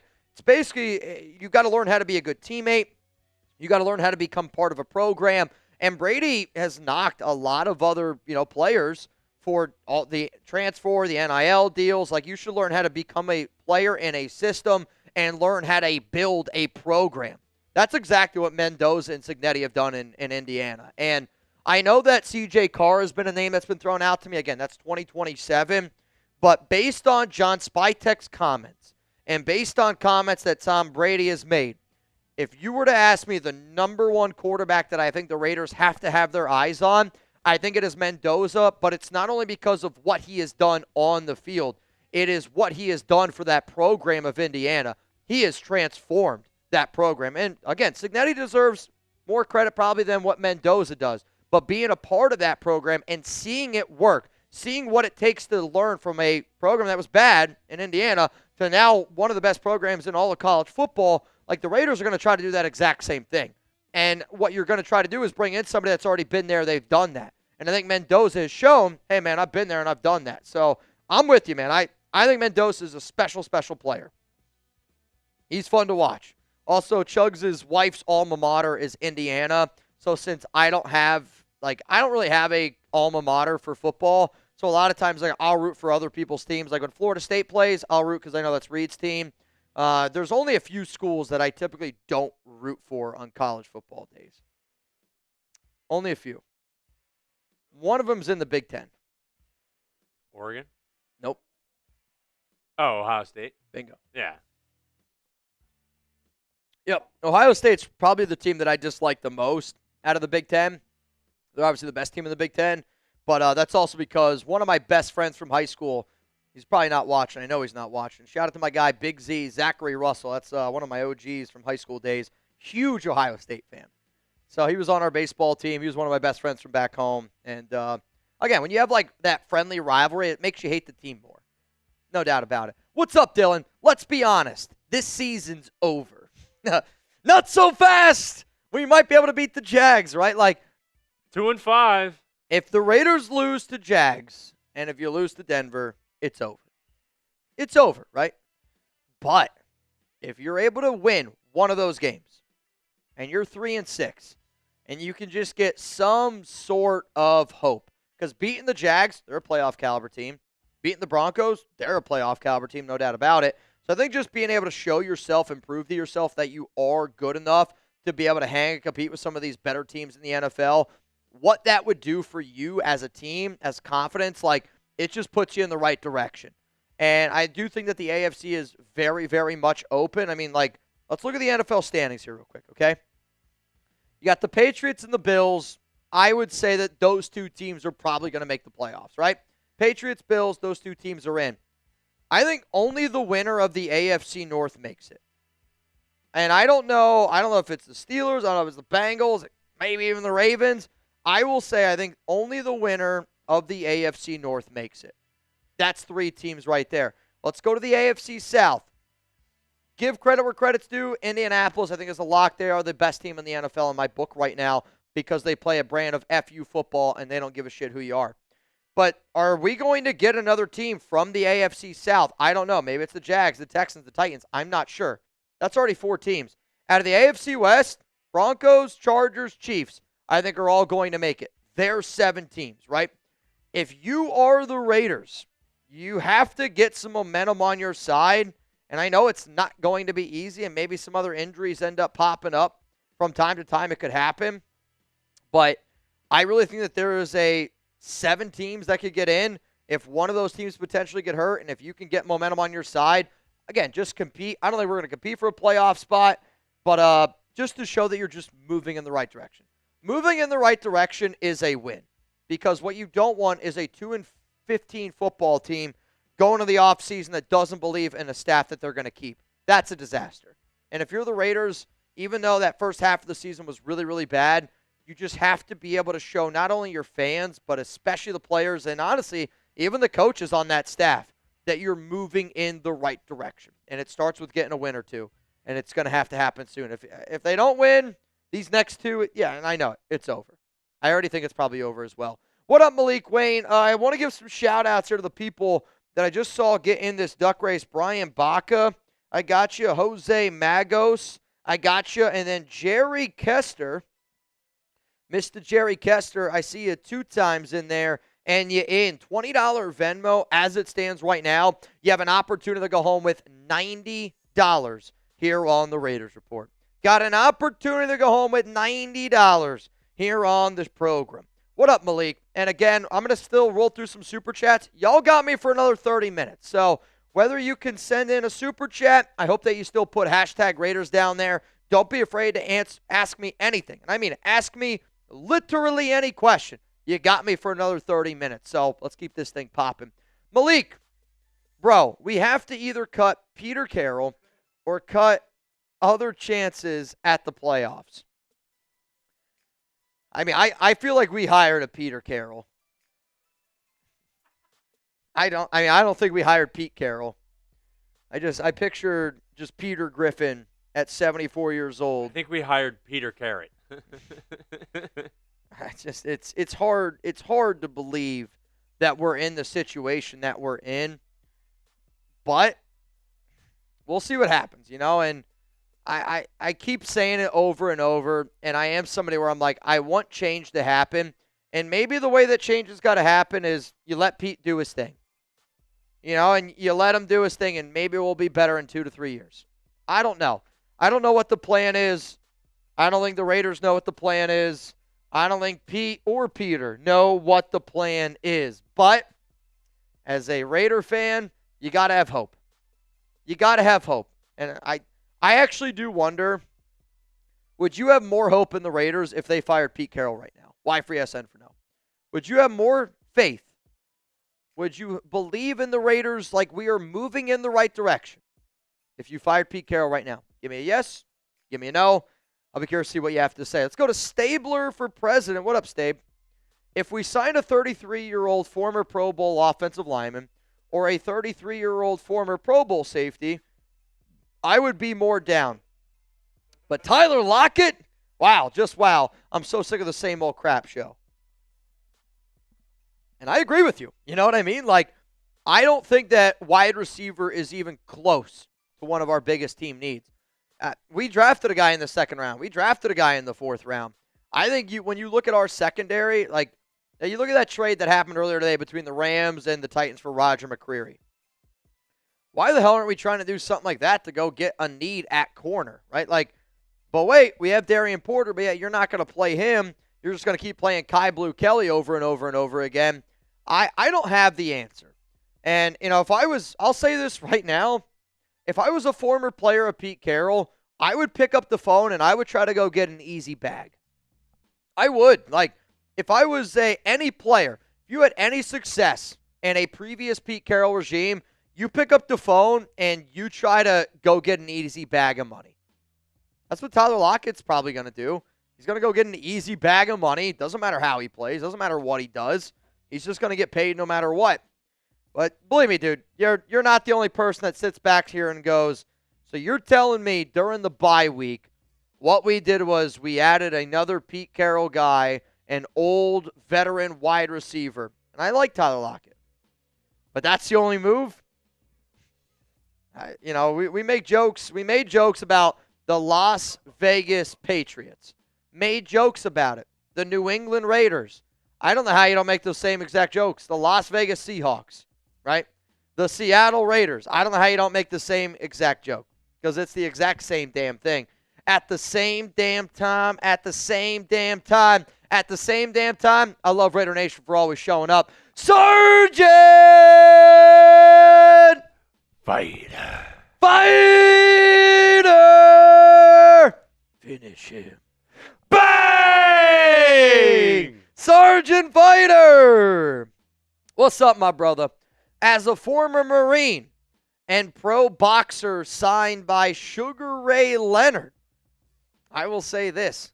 Let's go Nation, Semper Fi. By the way, this is the best channel on YouTube. I don't know if you told me that you were signed by Sugar Ray Leonard. I feel like I would have remembered that. Because obviously when we met, you're like, oh, it's the Sergeant Fighter.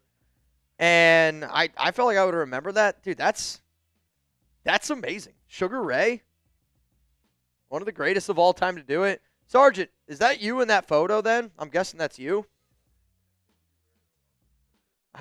I guess. You're like, yeah, actually, I just popped into my local boxing ring and I just made a black and white photo of some random guy. as a former Marine and pro boxer, first off, former Marine, thank you so much for giving us the ability to do all the stuff that we do here, for to even have the ability to have the best channel on YouTube. For anybody watching this show right now, we said this the other day when Doug Martin unfortunately passed away, and the family came out and was saying all the struggles that Doug was dealing with. If you're anybody at home and you're dealing with something way bigger than just yourself, I hope that you guys always know there is something that's called saveawarrior.org. It might not be the exact example that I can give with whole Doug Martin situation, but a lot of the past Marines, military members that struggle, they struggle from that mental side. And a lot of times, when you're a Marine, like if there's one thing I've learned, and if I'm speaking out of context, if this doesn't apply to you, please don't be afraid to yell at me. Don't be afraid to say something. But, Alex's dad, he is a former Navy member, okay? Air Force, actually, is what he is. Air Force member. And he's a tough cookie to crack, right? Like, first year, he didn't like me. Why? Because he was like, if basically like, until you earn my love and trust, there's not, like, you haven't earned my time yet. And at first, I was like, I'm not used to it, but I respected it. And he was a tough cookie to crack. But if there's one thing that I've learned about Alex's dad, honestly, he'll probably get mad for me even saying this, kick my ass.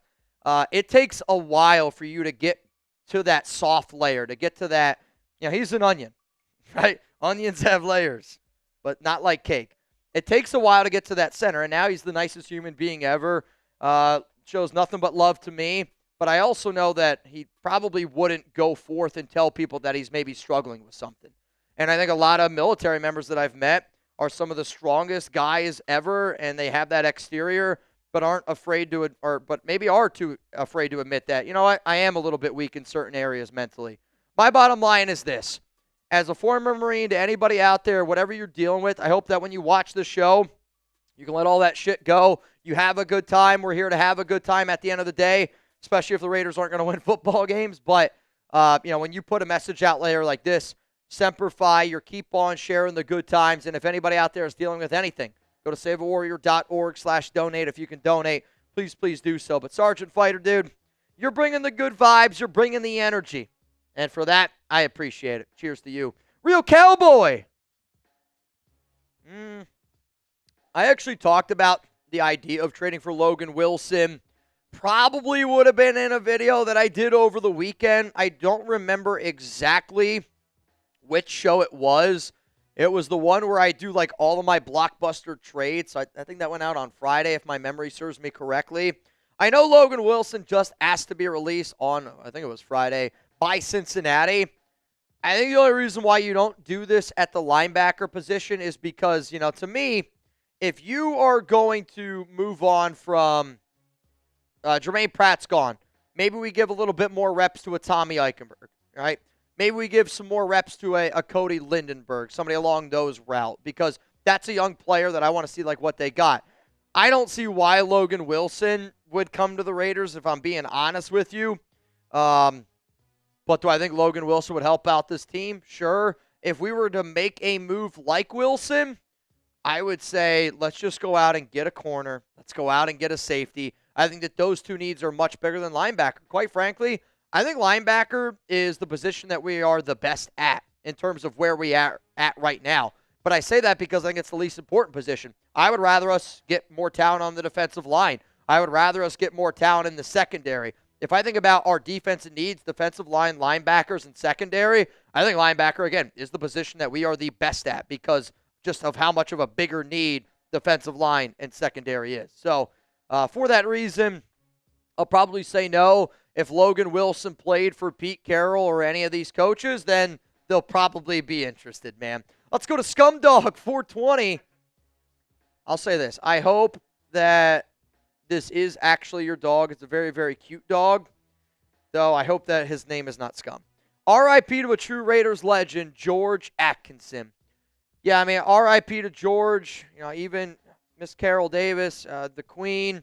We lost some OGs. No doubt about it. We lost some OGs. So, Scumdog 420, at least you're not a scumdog. Appreciate you, dude. Let's go to Thumbs. Got it. Sean Irish, make Pete Carroll great again. I just want Pete Carroll to be good again, and then we'll try to get great. Let's go to IJT's. Mitch, if Mike McDaniels gets fired and Kelly continues to be bad, is that someone that you would be open to hire for OC? Abso-flippin-lutely. And, I think when you look at the New England Patriots right now, some guys are meant to be head coaches, and some guys are meant to be offensive coordinators.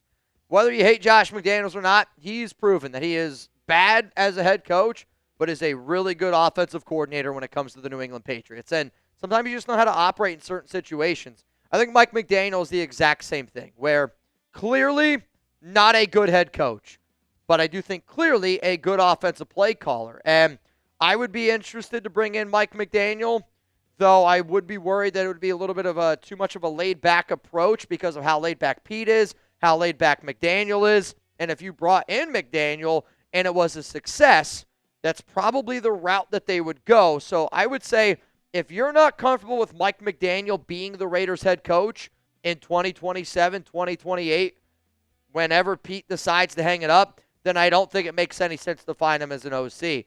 And that's kind of my other big problem here that I have with Chip. Because if Pete Carroll is a success, then they probably turn the keys to Chip. And that scares the absolute bejesus out of me. Uh-oh. You don't want to mess with this guy, man. James effing Lillard. Name a young, innovative coach you would want. Ah, boy. I would really want to sit down and make a good list of names. And I'm just being honest with you. I would want to sit back and make a good list of names. I would want to look at people from the Sean McVay tree. I would want to look at people just from certain coaching trees. And I feel bad for not being able to give you an answer right now here from the jump. And maybe it's something that I should spend more time looking at because I know the Raiders aren't going to fire Pete Carroll. So I really haven't looked into it all that much. But if you go back and you look at my past videos that I've done of who I want the Raiders to hire as head coaches in years past, and you look at how a lot of those guys are doing, they're doing really flipping well. So to me, I would look at Andy Reid tree. I would look at Sean McVay tree. I would look at anybody from the Kevin O'Connell tree. I would look at, people even from the Sean McDermott tree. I think would be an interesting one. Shanahan trees have worked out really, really well. I want somebody young, and I want somebody innovative. Let's go to Born a Raiders fan. This Lockett signing might be a sneaky good move. Geno has someone he's thrown to before. It'll take pressure off Bowers and Jakobi. I hear you loud and clear, and it should be a sneaky good move. It should be something that helps out Bowers. It should be something that helps out Jakobi Meyers. It should be something that helps out this entire offense click. But the Raiders have made a lot of moves that should be. And I'm sitting up here going coulda, woulda, shoulda way, way too often.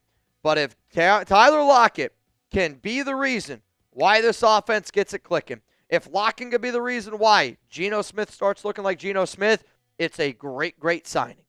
I just don't think that we are a Tyler Lockett away from being able to figure out all of the problems on offense and being able to figure out all the issues on defense. Maybe I'm wrong. Time's going to tell. I mean, you seem to like it. And again, I think it's a good move. For a team that's trying to win right now, Tyler Lockett signing is a good move. The problem is, I don't think that this is a team that should be trying to win now. I think it's a team that should be trying to build for the future. And that's what makes it a confusing decision overall. Truly thought I'd be over Carr by now. Yet, honestly, you and me both. I was more over Carr last season than I am now. Simply because of how much of a dumpster fire this organization has been since he's left. But new regimes really make me miss Jack Del Rio and McKenzie. Keep up the awesome work. I know Raider fans love their old coaches, right? I know fans, I'm surprised we haven't gotten a, can we go get John Gruden yet, right? I know people love their past, but I do think the way that the NFL is moving is young, innovative head coach that goes out and gets their young quarterback. And when you do that, you have a lot of success. I mean, look at a lot of the young quarterbacks in the league. They're having success. Innovative, changing, doing things different. It's something that Mark Davis hasn't done, and I think it's one of the biggest reasons why the Raiders are struggling. They look like an organization ran by a bunch of old 65, 70-year-old people, right? They look like an organization Pete Carroll and this coaching regime looks like an organization that instead of you getting your stats right now, they wait for the paper to come out tomorrow. That's the way that they coach. Stabler for president. Mitch, would you choose an orange or an apple? Who would you choose, an orange or an apple? Oh, would you choose? If I had to pick between those two fruits, I'm going to pick an apple. I don't know if that's good or bad for you, but this feels like a metaphor. I'm worried that it might be. I'm hoping it's not. See, if it's just fruit, it's just an apple. I would go apple as well. See, if I had to compare between apple and just an orange. Clementine, though. I love a good clementine. I'll go I clementine like orange over juice an more orange. than I like apple juice, but I like and eat apples way more often than I eat oranges. See, yeah. Apple juice? Though Chuck loves oranges. Really? Yeah, obviously it's citrus, so I can't give him a lot. But like if I'm eating an orange, dude's just drooling. Homie is just drooling everywhere. It's a fact. That is the final super chat that we have here on today's program. So here's what's going to happen. Final call for you to get in the duck race. I still, like I said, I want to stay live for a little bit longer, but what we're going to do is we're going to run the duck race. We're going to wait for some more questions to come in, and then if we don't have any more, I'll answer a few hashtag Raiders. We are going to get out of here, though, in 12 minutes, and I have to do that so that way I can get set up for Monday Night Football, which I will be live here. I'll probably go live at probably 30 minutes before kickoff is probably when I'll end up going. Maybe an hour, we'll see. Yeah, probably around 6 or 7, probably around there. Subscribe, that way you guys don't miss it. Jersey Boy, I see yours. I will get to it here in just a second. For the people getting in the duck race. Oh, boy.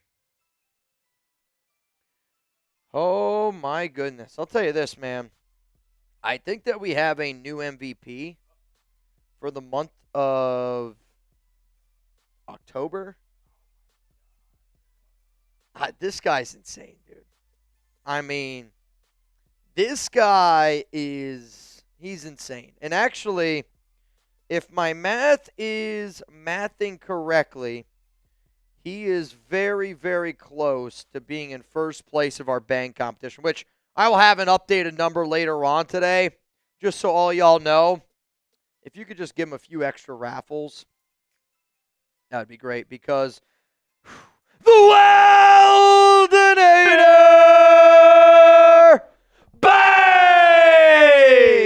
Oh, my goodness. Rebel Montana said, I'm guessing the Weldinator. Shout out to the Weldinator for being an OG, a real one.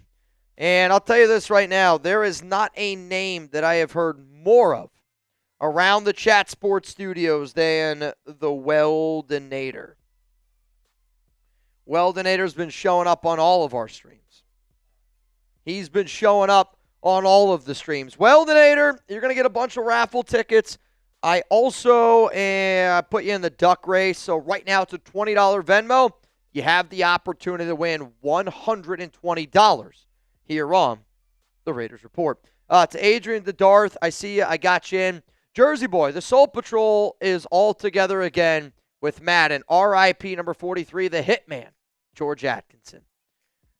Yeah, the Soul Patrol. I mean, you Jersey Boy, you can go back, you can look at the beginning of the show. I don't even know if you were here. I don't know how I missed it. Now I'll say this. I went home last night. I saw the movie Maze Runner for the first time. Hey, really? I don't watch movies. So when Alex was like, oh, have you ever heard of this movie? And I was like, I've never heard of the Maze Runner. So we watched the first one last night. It's a book series that got turned into a movie. It's very good. Very good. I fell asleep last night. I'm not kidding you, at like 8 o'clock. Wow. Woke back up at like 10:30. We watched the second Maze Runner, and that was an interesting movie. And then that one's a little different than the first one. I like the first one more. Yeah. I like the first one more. The first one's the best one out of all of them, I think. Yeah. I mean, Alex told me we're going to have to watch the third one at some point. Third one's good, too. I think the third one is better than the second. The second one, it's slow. Yeah. I think. Oh, boy, don't tell me that because I always fall asleep during movies. Watch it in the daytime. All right, good to know. No, but no, it's not like a super slow. You're just like compared to the other two, you're like, Okay. dude, there's the first one. It's a new concept, and you're like, whoa, all right. There's a lot of build up, and then the other one, it's more of a flat line. The second one, I feel like and then a little bit of a build up. I feel like it's always like the conversation we used to have with like PD, where like imagine you're in jail, you're in that maze.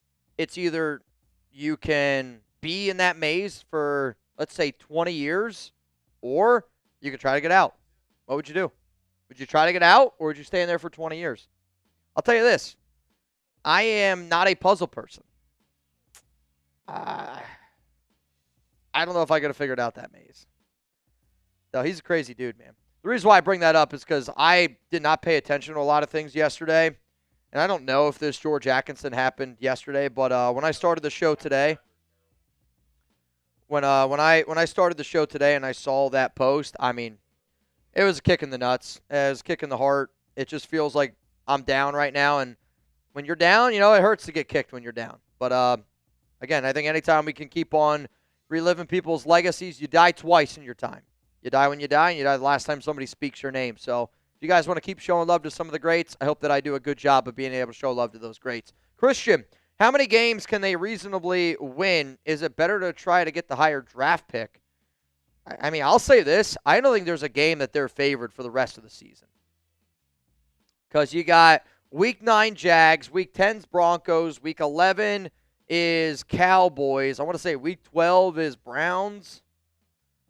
You got the Chargers. I mean, you're not going to be favored against the Eagles.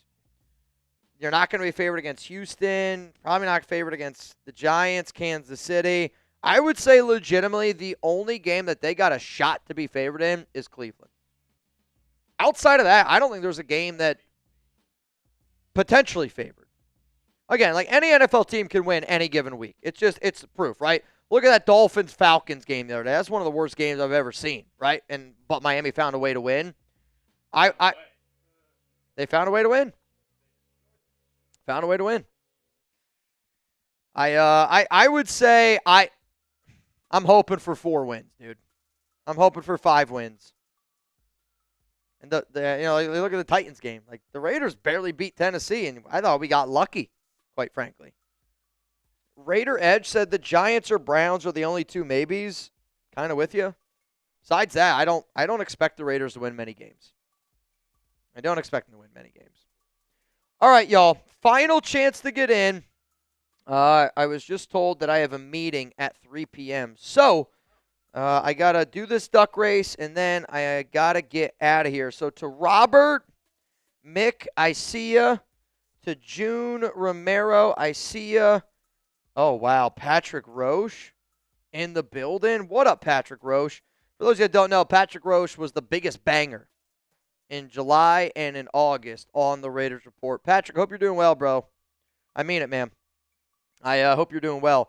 Right now, $20 Venmo for an opportunity to win $150 on the show. We're going to run this duck race, and then I am going to sign off. The next time you're going to see me is going to be tonight for Monday Night Football.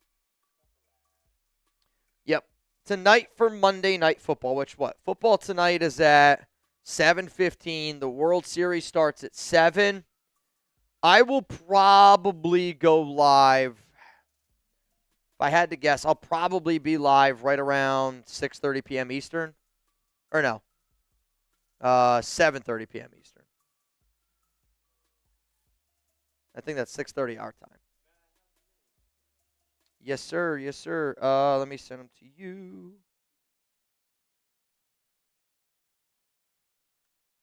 Ah, crap. That was UNTV. You'll still get it. So, chance to win $150 here on today's program, which is going to be interesting. Stabler for president. The last head coach with a winning record for the Raiders after the first 8 games? Question mark. John Gruden. I know. And don't get me wrong, like, the Raiders were moving in the right direction with Gruden. They were 5-2, I believe, when they ended up getting fired right around the bye week. But I think the other problem is, though, if you're the Raiders, you need to be able to build in the draft. And I don't think building in the draft is what John Gruden is good at. So, like, I think if you're going to find somebody, I think we should just bring in a young and innovative guy, is how I'll put it. Young, innovative guy. Though, if John Gruden wants to be the OC, if he wants to be a quarterback coach, great. OC, actually, I don't think I want him to be an OC. Quarterback coach. Let's do it. Ooh, boy, that's a big loss. Steelers defensive lineman. Oh, not a big loss, but a loss. Steelers defensive lineman tore ACL. Daniel Acule. Still tough blow for the team and the 7th-year veteran. Still a loss. All right, y'all. Final refresh. I'm looking. 3, 2, 1. Let's run it. Winner's going to go home with $150. $150. Ron, how come we keep giving Brady a pass? Everyone said selling him part of the team would make us great. What happened?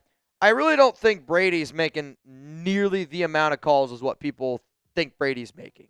And I think when you look at a lot of the moves that the Raiders have made, it's got Pete Carroll all over it. Like, it's truly got Pete Carroll written all over it. Does Brady need to do a better job? Yeah, absolutely. But if there's one thing to get mad at Brady for, I think it's him allowing everything that has happened to happen, right? Like, Brady wanted Vrabel. Brady wanted Ben Johnson. He got stuck with Pete Carroll. Soldier Man's got the lead. Giuseppe, June Romero. I think that's June. Some movement here. I think that's June. It is June. Sorry, I spelled that so wrong. Romero. What's up, June? Hey, June. Could you check your Venmo? Hey, June. Ron, you're right. I know Brady wanted Spy Tech, and I don't know why John isn't making decisions. I feel like John is a very nice guy, and I feel like John is too busy taking a back seat to Pete. Maybe he's doing it because he knows his job is safe, but the way the Raiders are operating right now as an organization is it's an organization operating as if everybody's job is safe. I mean, that's the way they're operating. And I know they're safe. You guys probably know they're safe. Oh, unfortunately, as much as Spy Tech's the GM, there's decisions that can be made where he takes a backseat and doesn't do anything. Yeah. Because it's not like everything only. I mean, it's tough because it's like Amari Cooper retired because he was fat and out of shape. Let's be honest with ourselves here. I hear you though, Reed. All right, y'all. I'm gonna hop on out of here. I got a meeting that I gotta go to. I love each and every one of y'all. Greatly appreciate it. Again, I'm going to be live a little bit later on here for Monday Night Football. Chiefs Commanders will be the game. To Rich, I don't think Pete's gone, man. I don't think Pete's going anywhere. Based on the conversations I had, Pete was given 2, potentially 3 years. I mean, if it's the way that Pete would get fired is if Max Crosby or other players stepped up and started saying things to Mark. But Mark wants to be patient this time around. So we'll see. Appreciate all y'all tuning in. I'll see you here in a little bit. Raiders sign Tyler Lockett. What does that mean for Jakobi Meyers? It's a wait-and-see game for the nation.